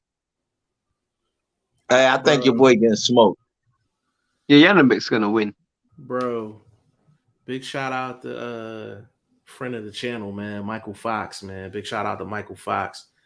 He is fighting Mean Machine. That's a good fight, bro. That's a good fight. The That's a good professor? fight. Yes, that's a good fight. Okay. That's Yeah, on I the like that. I card. like that. That's on the Fundora card. That's nice. That's nice. Televised? Yeah. Is it gonna be televised? It gotta be televised. Gotta be. I don't know Gotta that. be. You know, Showtime, they don't televise the whole card. Well, it's definitely going to be on the. It's definitely if it's not, then it's the Because they main got event on that they got a pre-card. championship fight on there, It's the main event on flyweight the or something pre-card. like that. You may be right. You may be right, but that's a good fight, bro. It's still a good fight, though, no That's doubt a about good it. fight. Yeah, That's a good fight. That might be the sleeper Jeff, fight you of the going to card. Wilder? No, I ain't going to Wilder. We got it. Yeah, we got to wrap. Matter of fact, fuck it. We don't do this shit. Listen, I told Vlog, I said I gotta start doing stuff I don't like doing. So I gotta start hitting the streets. And I think I need a secretary to holler at these dudes for interviews because I don't have the time to do. We gotta have, what do you call them, virtual secretaries? I need a virtual secretary to get in the DMs of the fighters and everybody else, man. I ain't wired like that, bro. I'm not wired like that, man. Like I'm really not. Like, but I'm gonna have to go to the next level. You know what I mean? But the 15th though, it's gonna be so crazy. It's gonna be so crazy on the 15th, man. It's bro, Vlog, you really think Darrell pulling it off, bro? Or we just talking on some betting shit? Like on some boxing shit, what we talking, Vlog? come on, bro.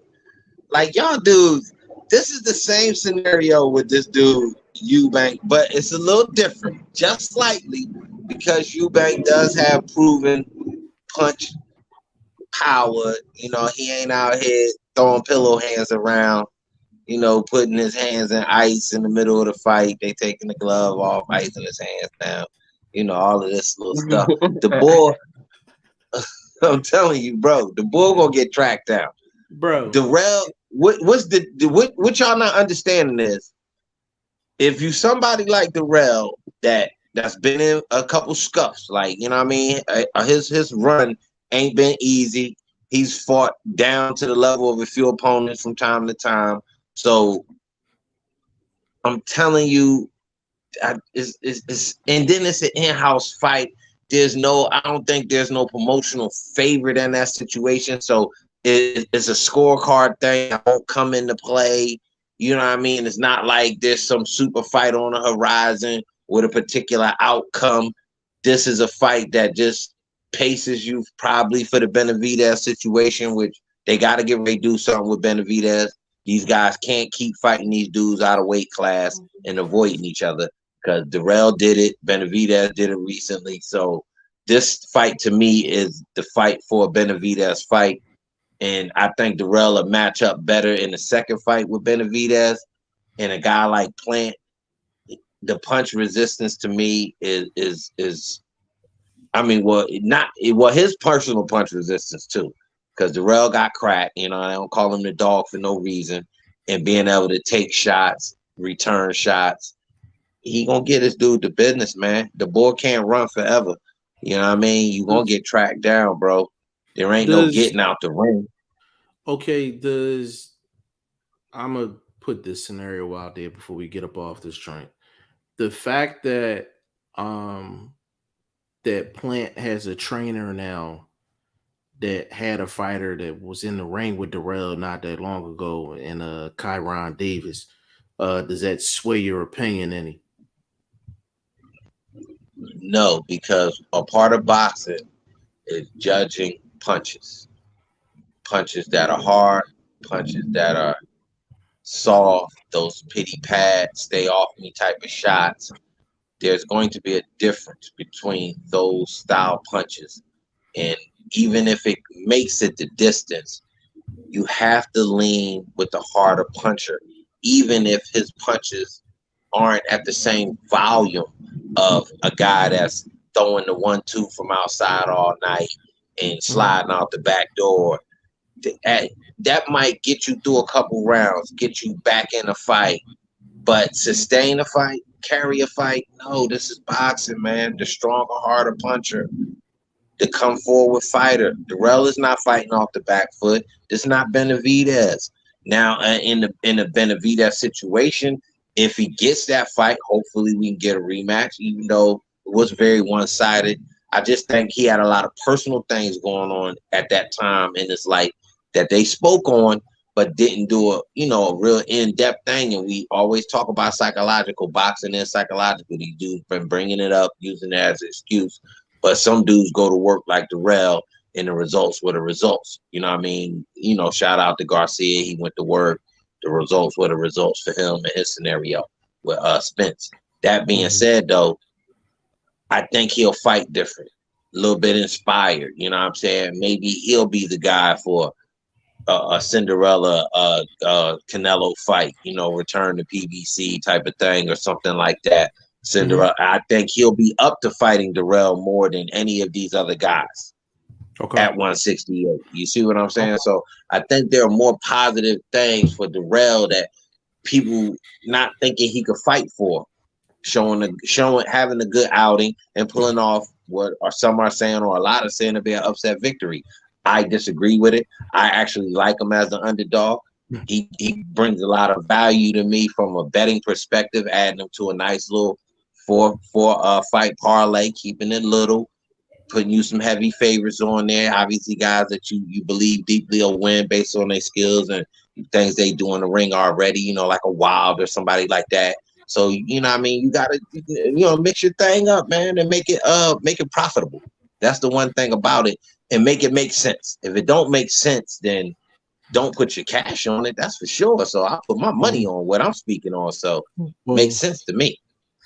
Well, I definitely think Darrell has a opportunity to win this fight. He has an opportunity to do so. I think Darrell. I need to see like vintage Anthony Darrell. Like it's going to take vintage Anthony Darrell. What resistance is there to not have him be vintage Anthony Darrell? What's the resistance? Well, the movement thing is, it's just him personally. When is the last time you seen prime Darrell? He just dog walk who he was supposed to dog walk. I just mentioned that the dude was out of weight, but they both had done that recently. But so he was dude was way. I'll give you that, but dude was way out of his class, though. Way out of his class. Like way out of his class. That's Darrell being Darrell, doing what you're supposed to do. It wasn't like he went out there and played with his food. No, he didn't play with his food. That's prime. I need to see if Anthony, whatever happens. Okay, so answer me a question. All right, answer me a question. What other opportunity that wouldn't be detrimental to him, such as a Benavidez, possibly a Canelo, if that Canelo is still around, that you wouldn't see that dog? Is this not that fight? It should be.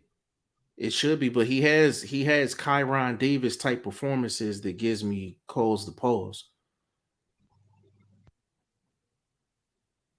You know what I mean? He's not the thing that concerns me about Anthony Dirrell, and I think a lot of people would say this. You know how we got some fighters in the sport, you know they gonna give it to you every time they step in the ring. I can't say that about Anthony Dirrell. Like, he don't give me the same thing every time he steps in the ring. Like, I just want to see A game Dirrell in this fight. If I see A game Dirrell in this fight, he got a good shot. He got a good shot. And I'm gonna tell you why, though, from a technical standpoint. I'm gonna tell you why. Plan is working with Breadman, right? So the thing that Breadman does is try to teach his guys to be defensively sound, but not lose their position. That means Plant should be in the pocket if he's following what Breadman is saying. And that's where Anthony Dirrell needs for Plant to be, in the pocket. If Dirrell is on his A game, he's going to be able to take advantage of that 100%. Now, the thing that Dirrell doesn't need is Plant on his bike. If Plant's on his bike, Plant's going to outbox him. It's going to be boring as hell, but he's going to outbox him. So he needs for Plant to plant his feet. No pun intended. He needs for him to plant his feet and actually stay there with him. You know what I'm saying? Because Plant do got the best feet. Detriment. That's the detriment of a dude that has that style. You're not backpedaling for 10, 12 rounds straight. Now, the difference, you could do that for 6 rounds, 7 rounds. But even in those rounds, you're going to get caught. At some time, you're going to catch a pin. It's going to be a shot coming you don't really expect, a body shot that you're going to have to accept to slide off the ropes. A lot of things that will be working against you. Also, what are the judges seeing? Are they seeing clean, effective boxing, or are they seeing a guy being evasive? See, these are the things that I think a dude that want to fight like that or has fought like that got to be weary of, bro. At some point in time, even your trainer going, yo, bro, you're going to have to sit down, bro. You're going to have to sit down, bro. And then you're saying, okay, Breadman, that's his style.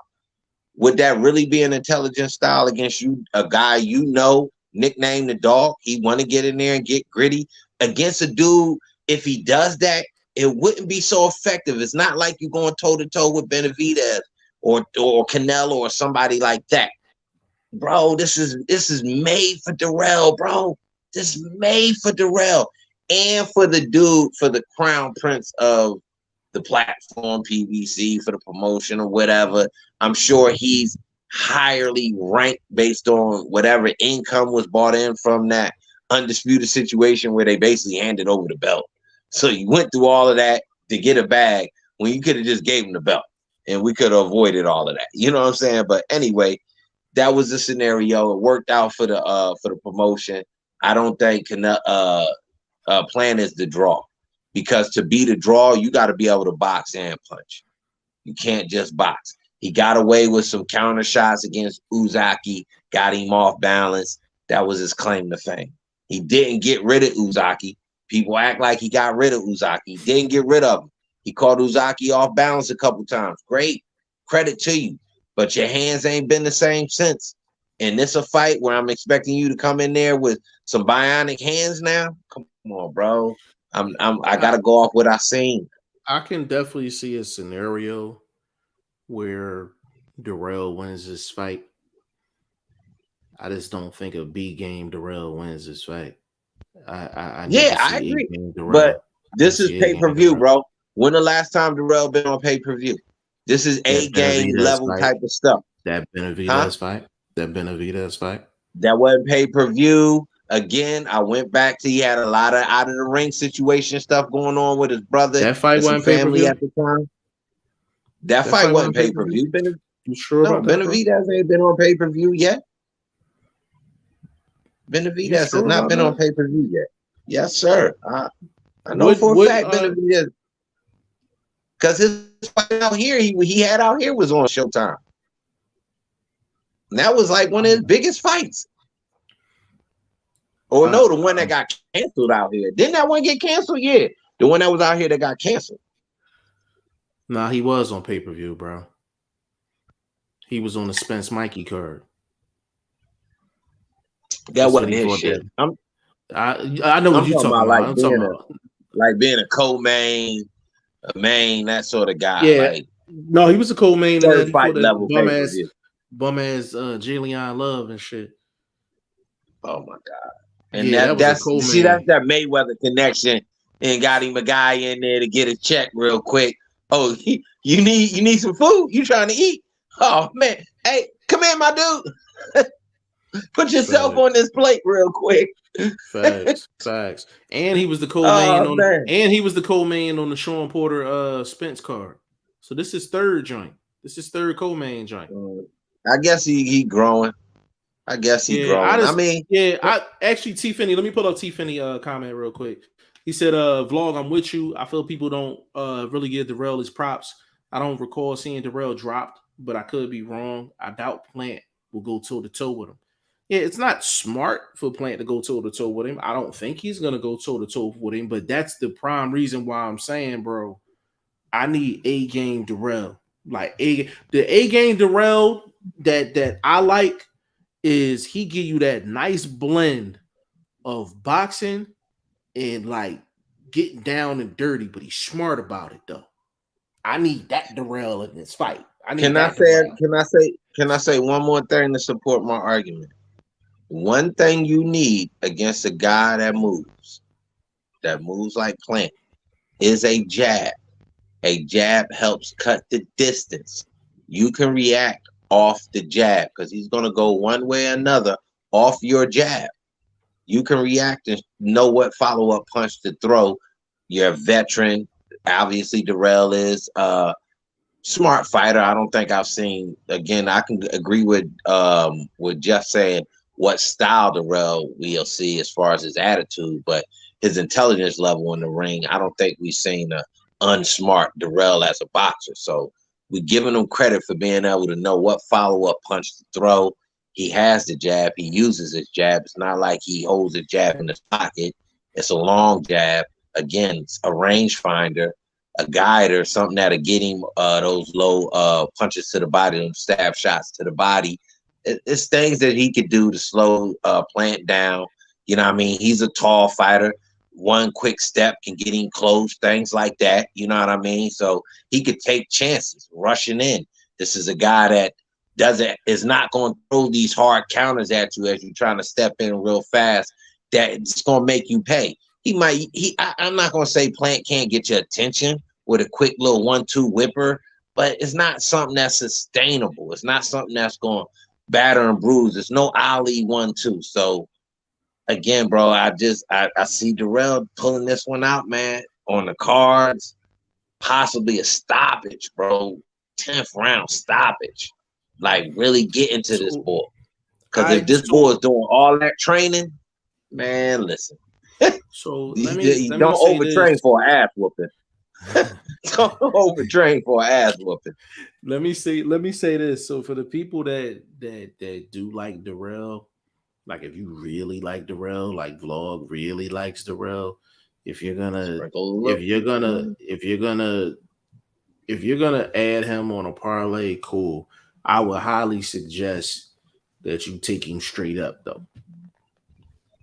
That's why I was just co-signing. I already knew what you was gonna say.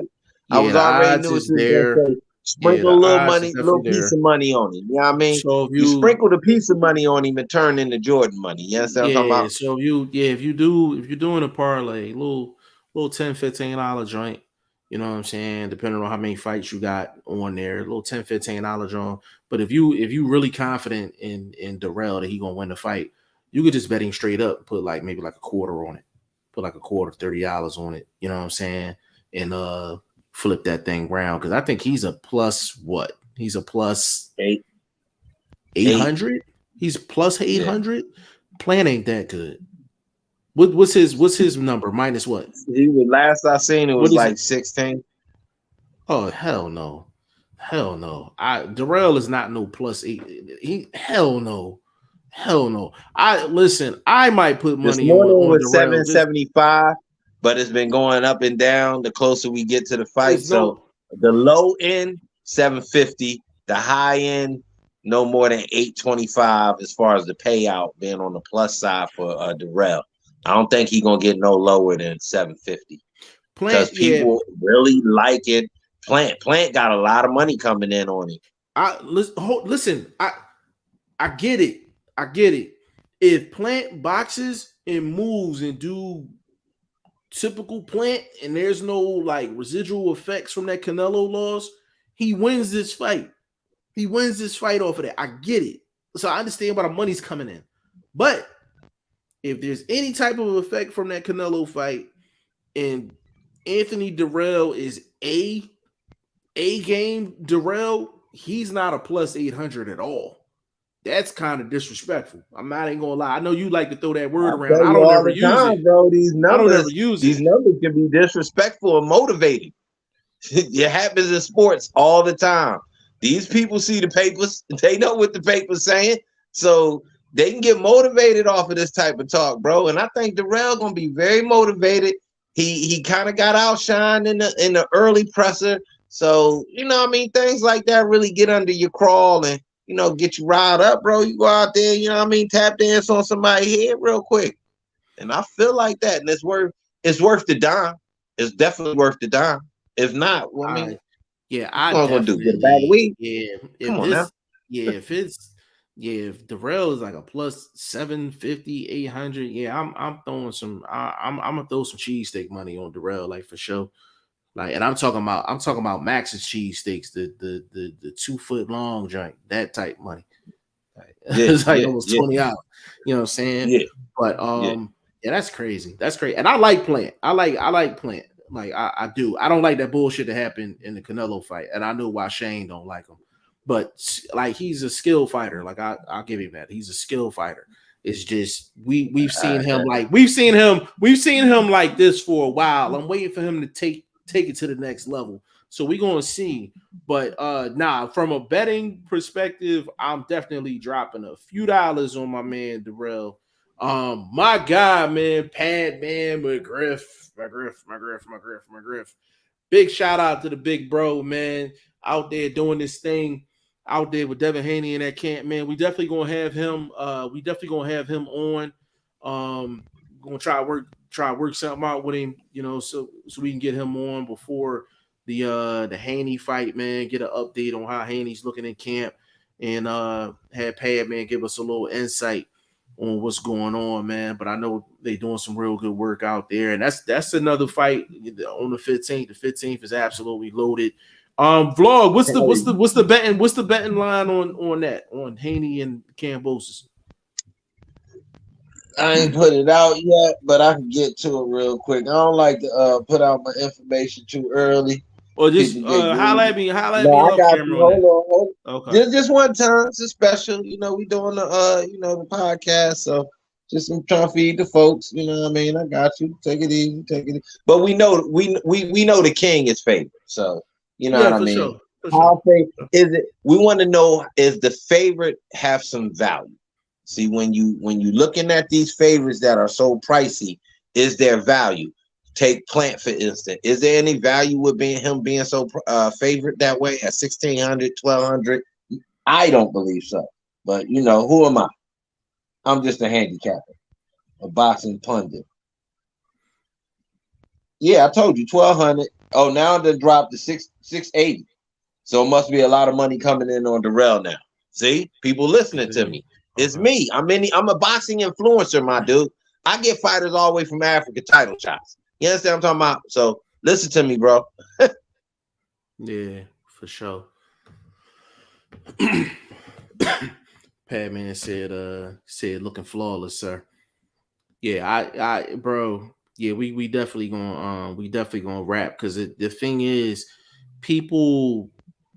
I really want to get Padman. We definitely gonna do that interview and drop that before the fight, because I want people to understand like what's actually going on in that camp, because people not really talking about it, but people thinking because Haney did what he did in the first fight, like they like cool with that, like they complacent. Like, no, like I'm gonna let Padman tell you, like I know what's going on. Like I'm gonna let Padman tell you, but the great fighters. Is the turn up opportunity there? I believe it is. Absolutely. I think the turn up It was a opportunity couple. is there. I would say at least 2 times. But being intelligent, staying on course, that's cool. But if it's in the plan to turn up, turn up. Yeah, if it's in the plan to turn up, turn up. Because I know in this situation, Haney can easily just duplicate what he did in the first fight and walk out of there with a dub. But I know a team, and I know what they're trying to accomplish, like for the future. Like I already know. So we definitely gonna get Padman on camera, like for sure. He said Anthony Durrell doesn't have defense drop. He said dropped his hands after the punch since Caleb Plant is such a great counterpuncher, and his biggest problem is when he counterpunches in the combination. So Padman, so to speak on that goes back to what I was saying before. That's if Durrell is on his A game. If Durrell is on his A game, it's going to cause problems. It's going to cause problems. But with Pat, because I don't know if you know Pat, man, but Plant is in Philly. He working with Breadman. He got J-Rock's trainer. So he been sparring with Kyron Davis, and Kyron Davis was in there with Durrell. So hold on. You know I love my city. Brick, stones, grass, dirt, everything. But we keep it thorough. We keep it all the way 1,000. Is a guy on J-Rock's decline? Is his trainer the best guy to go get after a loss? I'm just asking a fundamental question based on a hiring process. You understand what I'm saying? That's all I'm doing. I'm doing. I know niggas is in city as monsters. They come get me. I'm scared. I can asking answer the question. No, I can answer that. There's some trainers and their fighters lose, and you look at it and you like, yo, like that's the trainer. In J-Rock's situation, to answer your question, people that's on the inside, even people that's on the outside, like they just know. Like a lot of J-Rock's pitfalls is J-Rock's pitfalls. I haven't not now in Philly just because I'm in the city. Even when J-Rock lost, like nobody pointed the finger at the trainer because everybody knew what was going on. Now, fundamentally speaking, I'm not nobody, bro. I'm somebody that's analyzing the whole entire situation. But I can't just say. But that's why I'm giving you this response, because you're not just anybody. I'm not. Yeah, but I get that. But as somebody trying to hire that dude, I can't go off of it. Yeah, but I'm not gonna give you that. I'm not gonna give you a bullshit response, though. I'm not gonna give you no bullshit response. So in terms from a hiring standpoint, right? From a hiring standpoint, basically, Breadman got J-Rock to unification. Like Breadman got him to unification, right? The reason why J-Rock lost that fight is because of J-Rock, and we know the backstory. We know the backstory with that. The times that J-Rock has gotten in trouble, his chin has gotten him in trouble because he's making fundamental mistakes inside of the ring. But Breadman is pretty solid in these streets. In the trainer streets, he's pretty solid. So if anybody looking, so from again, to answer your question in regards to the hiring, if the person that hires Breadman, if you don't know the whole body of Breadman and you're just going off of J-Rock's last fight or his last 2 performances, then yeah, you don't hire him. But if you do your homework on Breadman and you know him in its totality, then you hire him. Okay, so you go based on his best job application history on his resume, and that would be J-Rock. Am I correct? Correct. Now, J-Rock seems to have maxed out. Mm-hmm. You telling me Caleb Plant isn't at max level? What can he improve on? You're not going to turn around and turn into a power puncher because you change trainers. It's a lot he can improve on. We both know that. It's a lot he can improve on. Is he Vlog? Is he polished as a fighter? Is he polished? He's not polished. No, but the main detriment to his game is being able to sit down and get the respect of his opponent towards the future, as these fights not going to get weaker. They're not going to get easier. Again, agreed. You did your thing against Uzagi, your greatest moment in the boxing ring, but you did not totally keep that man off your ass. Why? Because you don't have the sit-down punching power. Your excuse, the brittle hands, the Floyd Mayweather-esque stuff. I'm not going to say that's not an example for losing your power. I'm somebody that's had soldier situations. Devin Haney's an example of that. You can lose your power with different things that go wrong with your body. I cannot say that I blame you for that, and I'm not blaming you for that. All I can do is just judge you on it. All I can do is gauge how I'm going to lean in a particular fight based on this information. This is against you. This is a strike against you. I can't say you're going to go in there and get the respect of Darrell because you're going to be going in there really putting the tips on him like that. I doubt that, bro. But you're not digging to the body. Hold up. Can you imagine him really throwing a gut shot, a body shot, and he got to worry about going around an elbow? Come on, man. And you already got full hands. But, bro, that's what I'm saying to you. You asked the question, can he improve? What can he improve on? And you just gave me a bunch of things he can improve on. I just answered your question in the literal sense. How did I? What did he improve on? He's not improving on anything if there's no power behind it. Bro, you asked, what can he improve on? That's what you asked. What? You just gave a bunch of examples of what he can improve on. You just gave a bunch of I gave examples of why his power won't be a factor. That's different than what he can improve on, bro. That's two different questions. That's not going to win no fights if you ain't got no power. That's a different question. Not against elite competition. What you think Haney doing? And that's your guy. Haney's a different breed. That's your guy. That's a different breed. He's not Haney. Haney ain't got hand problems. At least he let his hands go. Your boy don't even let his hands go like he trying to sit down. I'm just saying. Haney still throw like he trying to knock you out. Bro, am I correct? True, am I correct? But there's a lot of guys that you like that don't have power like that. That's why I'm surprised you're taking this. No doubt. But the difference is those guys ain't 168 pounds. Agree, but is Caleb Plant still top 5? At 168? Yes. Yeah, because 168 is not name high level recognition. I'm sure there's a few guys, because you know me, I'll get into the Rolodex and I'll find 2 or 3 guys that's better than him right now at 168. Their names are just not at the tip of my tongue, so I'm not going to say he's not just based on I don't have their name in front of me. So right now, yes, he is. Still top 5, top 10, 168 guy.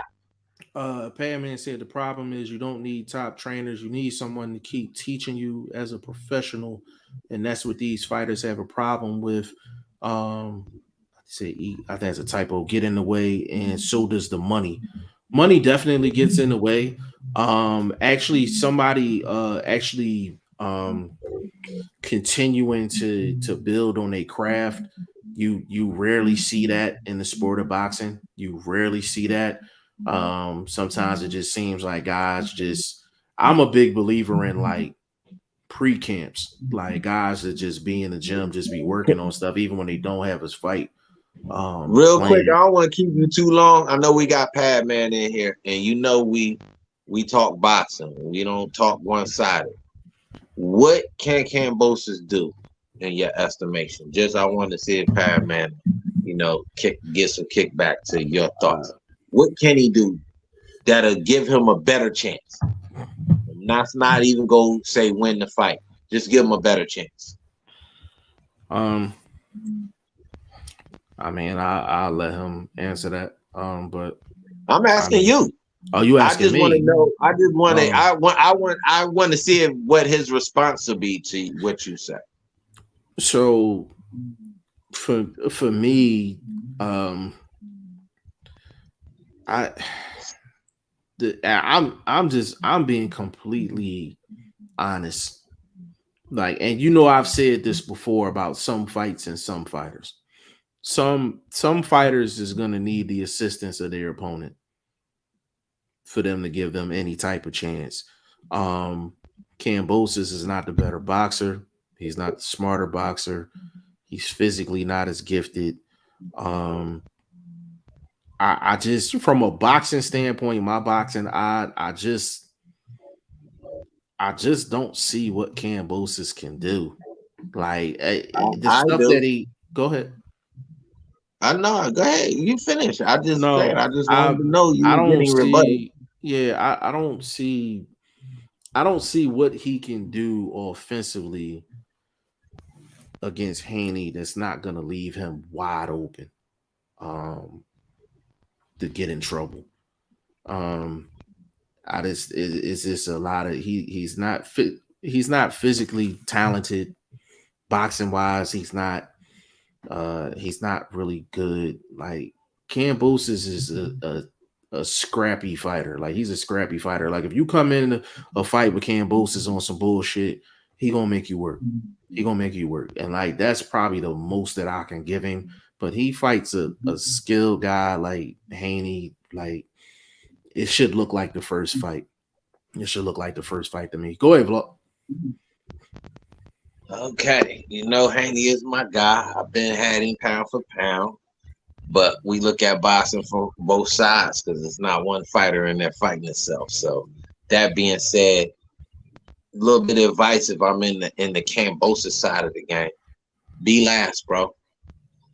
Be last.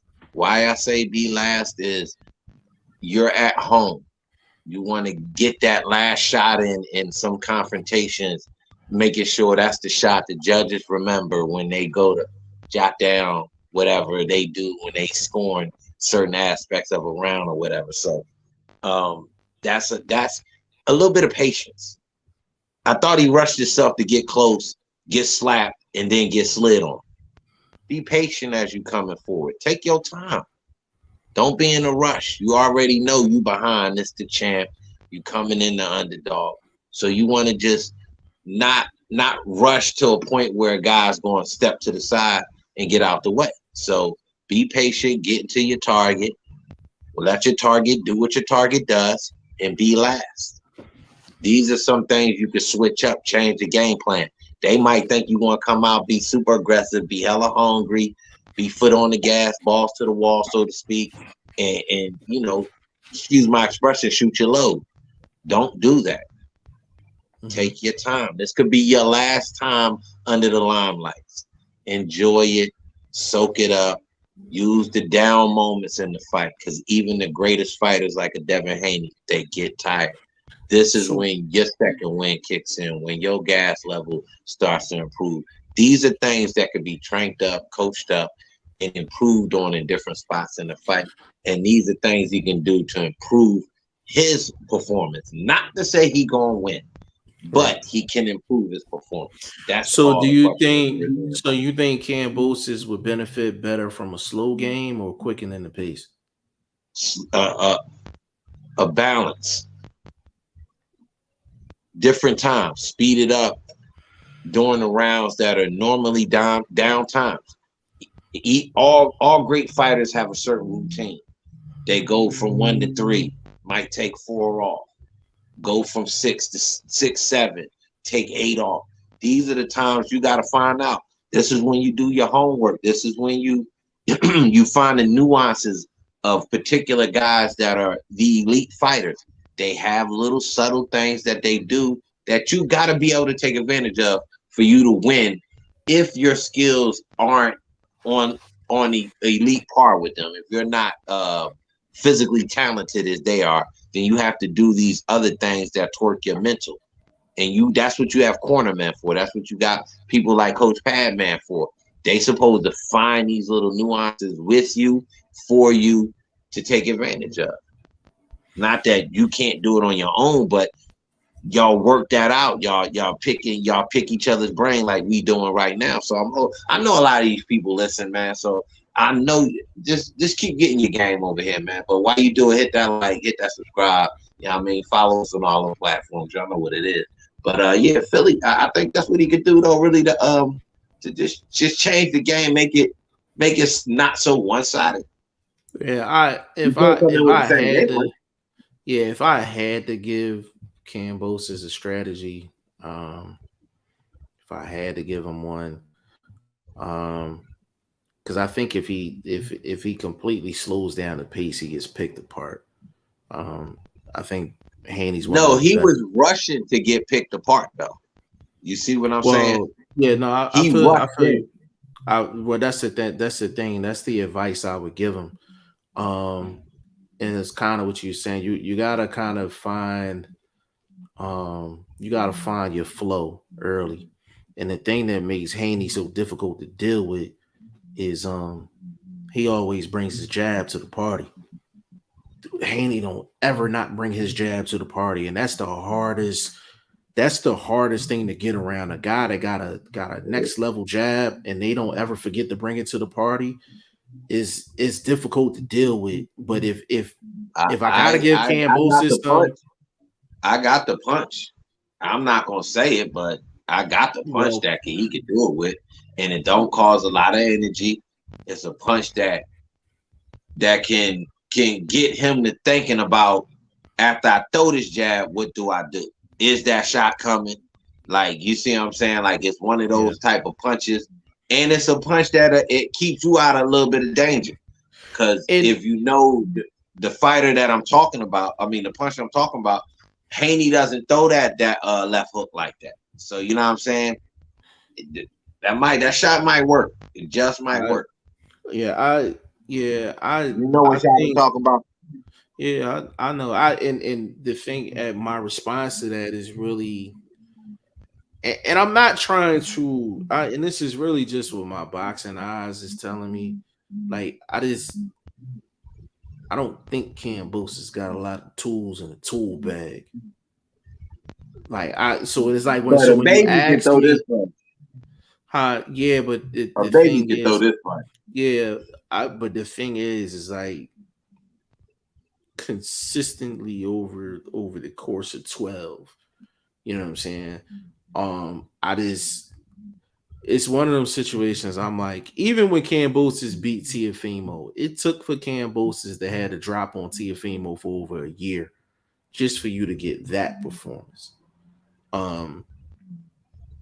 This is a rough one, bro. It's a rough one for him. I will say this though. Kambosos is gonna have to. He's gonna have to hope that Haney has an off night. And I'm talking like a C level performance just for him to even have an opportunity to be close. Like, he's going to have to hope for him to be like really off. But listen, when you fight great fighters, and mind you, Padman, we know you listening. Like, Haney is in my top 10 pound for pound. He's in Vlog's top 10 pound for pound. Like, Haney is a pound for pound fighter in our book. We say that when you're not around. We saying it now, but that you are around. We got previous shows. We can clip them. Haney is in both of our top 10 pound for pound. So Haney is a pound for pound fighter. So when you face a pound for pound fighter, to be honest with you, the opponent has to get lucky and hope the pound for pound fighter is not fighting in pound for pound type fashion that night. We call it fighting down to your competition. Fighting down to your competition. If Haney's not doing that, he don't have a shot. He ain't got a prayer. You know what I'm saying? But that's what Kambosos has to hope for, you know, to give himself somewhat of an opportunity. Hold on. We're gonna read these last couple and then we're gonna get up out of here. Padman said that's exactly what me and Devin did pre-camp. Well, to be honest with you, I can't give away the secrets, but we didn't really change anything. We made everything stronger, quicker, and more precise. And he said consistent. Said Devin's IQ and his craft is built for listening tools, and fighters just don't have that. And to be honest, I'm working my ass off for real, brother. So I take no losses on my coaching career. No, facts, bro. Like, brought in to do a job, man, for sure. Kambosos is not changing. I don't care what he changes. He's been one way for the longest because he gets too paranoid. And when you get paranoid, you lose all thought process, and it's not going to change. So, Pat, man, I think that's what Vlog was saying. Like, when Vlog was like, yo, like he was kind of rushing to the ass whooping. Like, that's what he was saying. Basically, like, Kambosos was just rushing in like reckless. Deer in headlights and you can't do that against a guy like Haney. So what I'm actually looking for with Haney is those opportunities where Kambosos is coming in like that, and he will. There's plenty of opportunities for Haney to shoot them shots up the gut. Like, it's there for him. And sometimes Haney will take like that half step back or that full step back to make sure that he's out of the danger zone. 1 or 2 times, I just want for him to just sit there, just plant, just sit down on a joint. You know what I'm saying? And lay one on him. But I think Haney has a real opportunity to get a stoppage in this fight. Like, if he turns up. The shot for me for the stoppage for Haney, based on everybody questions my guy's power, it would be the uppercut. Yes. And based on Kambosos' natural defense, he is so subject to that. Bro. The right angle, a nice uppercut going lift him out his boots. I'm telling you, that's the shot for me. That's the one I see for a KO. Bro, that charging in shit, bro. That straight right hand up the pipe.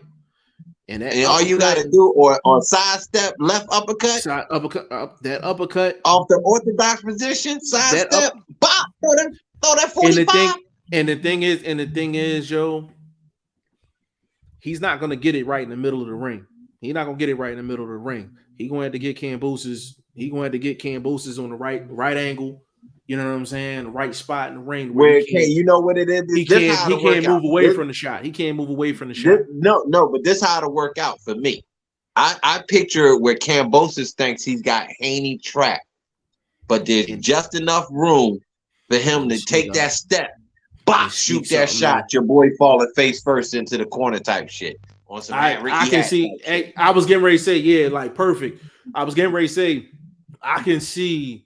Like, that round when Floyd was really getting off on Ricky Hatton, yo, like, I can see Haney having that type of a moment. Like, Floyd went through maybe like a minute and a half stretch in that round where he was just whipping his ass. He was whipping his ass, bro. Like, he was whipping Ricky Hatton's ass. Like, them body shots, the head shots, like it.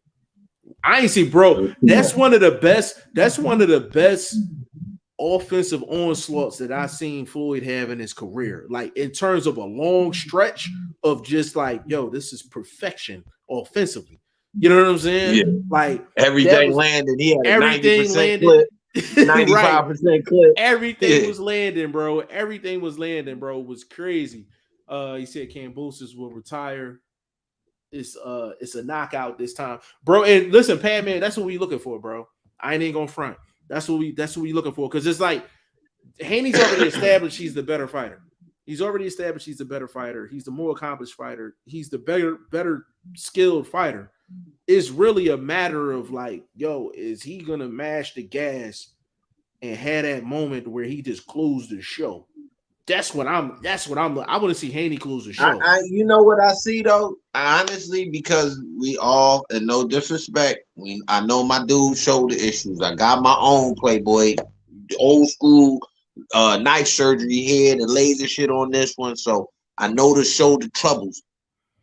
You may be able to get a stop on damage, because you can sit down and cause damage, especially just really turning over the jab a little bit, where it cuts a little bit as you grind it off his face. Those type of shots, you can get stoppages different ways. So I think Haney can get a stop on damage too, especially if you get that jittery sort of fighter that just so eager to get his ass whooped. You keep letting him run into shit where he just actually punishing himself, because Haney was being somewhat defensive. He was taking that side door route out sometimes, just making the boy look real bad on some Matador shit. Yeah. This one, if he just sit down there and really tee off, 6, 7, 8 punch combinations consistently, he might be able to get that damage stoppage. Yeah, same thing. He might be able to get and throw a couple of them body shots to the bread basket too, man. He open for them Jones too. Yeah, a solar flex one to me. Yeah, them solar flex shots. Yeah, he's open for that. Yeah. Because he open. He has a wing style. Like when he has his hands in front with the Cambosis, he's like this. So he's really open in this inner part a lot. Bro, and when it gets later on in the fight, if Haney's really putting in work, if you notice, even when Floyd fought Hatton, but when Floyd fought Zab, any of them 3 fights, bro, after a while, Floyd was like, you know what, bro? I'm going high guard. I'm walking you down, bro.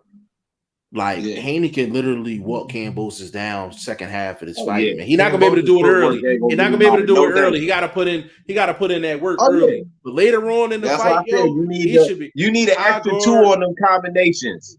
Walk him down, walk him down, like for sure. He said, I've never seen him this fucking fast and throwing heat and combinations. Who we look out for show top and shit. Yeah, for sure. He said first vlog, he said you said it first and I agree. So that's what I'm saying, like we looking for Haney to like really like every great fighter has like that signature performance. Like we waiting for Haney to have that masterpiece.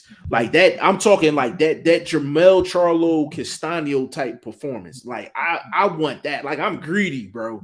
I'm greedy. We need that. What my man is doing and what he can do in this situation is continue to add on to new history.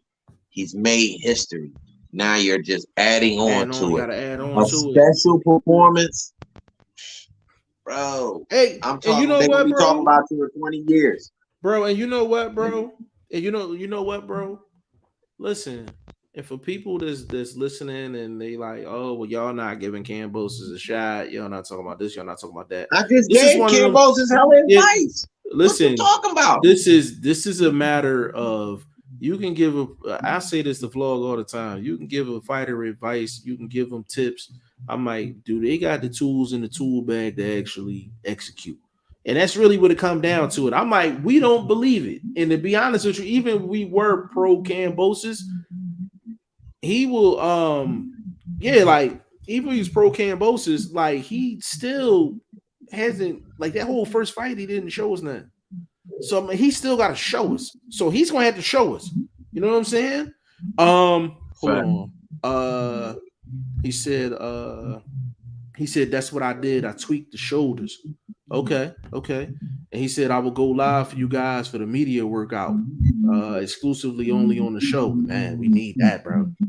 We need that, bro. Nah, that'll work. I need to know what time, bro, because I gotta make sure I'm scheduled for that. Yeah, we gonna to do that, bro. Man, double salute, Playboy. You know what I'm saying? That'd be much love for real. Bro, that'd be crazy. But yeah, but that's what we saying, man. Like we looking for that signature performance, and I think Haney. He got everything set up right, you know what I'm saying, for it to happen. It's really just and listen, he's still in enemy territory. I need for people to realize we're not just saying this just to be saying it. Like, no, like he's still in enemy territory. So we need for him to go out there and put them paws on Cambosis. I ain't gonna lie, bro. I got a funny feeling they're gonna be out there booing Cambosis for that fucking I just got a funny feeling. I got a pic. Go check the Instagram, bro. I got a pic of the fight. Obviously I was watching it live, all of that. But when my homie stood up in the corner, there was some real geeky, goofy dude with the middle fingers up. And I'm like, what the fuck? I didn't notice it until I, uploaded the pic and everything. I was like, oh shit, this dude giving the homie the finger. In this fight, it seemed like it's just gonna flip for some reason. Cause folks know the goods when the goods is the goods. You know what I'm saying? Yeah, listen. You know what I mean? And when you're fight, I'm like, it don't matter where it's at, man. If somebody getting their ass whipped, man, and that shit clean, you gotta respect it. You gotta Yeah, respect it. You gotta respect and it. think things will flip for the homie on that side of the game, though, as far as the Yeah. fans is concerned. Padman said the team that we have now is definitely TBE. Listen, it looked like it's definitely working, man, for sure, man. Because even the first fight with Kambosos, Haney looked good, man. He looked good, man. Like, you know, he looked good, especially with all of the obstacles that y'all had to go through before the fight, like pre-fight. Like, it's no obstacles. Like, it's been real quiet. Like, everybody just working. Like, you know what I'm saying? So it's gonna be crazy, man. It's gonna be absolutely crazy. But listen, we're gonna close this thing out, man. 2 hours and 10 minutes strong. This is some legendary type shit, man. You know what I mean? Big shout out to Padman McGriff, man. We gonna definitely rock out with my Appreciate you, guy Pat, man. Padman Yeah. for sure. Hey, For we sure. gonna definitely hit you up, man. Try to link that up, man. You know what I'm saying? So we can get that, get that to the folks, man. You know, the folks will Yeah, love for us for sure. that one. You know what I'm saying? And Yeah, a little for sure. insider with the insider. Yeah, absolutely, man, for sure, man. Big shout out to VP Shane, man. He dipped up out this joint. Boxing First Vlog, give him your social media and all that stuff, so we can get up Man, out hit here. me up on Twitter, Boxing Vlog on Twitter. Hit me up on Instagram, Boxing the number 1 STVOLG. I'm hitting you with this betting on boxing post, trying to help everybody get to the bag. Inside tips. I'm doing the homework for you, giving you the information, and you do what you do with it. Hopefully, everybody start enjoying it, and it turns over for everybody. It's a profitable series that I feel like, it's a lane nobody in right now, especially on our level. We all about the money, so let's get to it, man. Boxing is very profitable, even if you're not fighting. Absolutely. Padman said, "Come on, man. I love you guys, man. Hey, bro, big bro, man, for sure, man. Like nothing but love for Padman. Hey, Padman. You know the thing is funny, bro. I don't even think I told anybody this. I literally had somebody DM me, right, and they was like, "Yo, that dude you used to have on the show all the time. He was on the Boxing Voice." I said, "Yeah, I know." I said, "They late though." I said they late. I said we've been rocking with Padman for about 2 years. Like I was just like, nah, they hella late. I said it's cool. I said it's cool because I'm like Padman getting the shine he's supposed to get. You know what I'm saying? But I'm like, we told Padman this a year and a half, 2 years ago. We like, bro, like your time gonna come. Like your time gonna come. Like, you know what I'm saying? So they late to the party, but they in the party. You know what I'm saying? He said the most racist fucking town I've ever been in. And don't let these Australian motherfuckers fool you. They hate black people. And there's so many talented black men. Got so much talent out there. Bro, listen, you know the thing that's crazy though? Like it's the difference between like enemy territory and actual like that hate. You know what I'm saying? Like a lot of people just in this world got like that hate. You know what I mean? Like on so many levels, man. Like so, there's plenty of reasons Yo, why. Like like can I Haney, say this real quick based on go, what? Can I say this honest to go. God? This no lie. Me and wifey was in here watching something earlier with the police and all that shit that be happening in the streets. There's somebody uploaded this clip from Australia, that Aussie talk, all of that shit that they sound like. The one dude looked like an Aboriginal, kind of watered down version of an Aboriginal, calling another dude the N-word with the hard ER. The dude he was calling that was the palest fucking white man on the goddamn planet. So the fucking racism down there is hell motherfucking bad, bro. Because dude put his hand in front of the camera. He was like, he's calling me that. He was like, in this day in 2022, I'm like, what the fuck? I was like, yeah, them motherfuckers down there ass backwards, bro. So tell the homie keep his head on the swivel. If he need the OG, you know what I'm saying? I get in my boat, I paddle down there. How we coming. He said he gonna paddle saying, down there.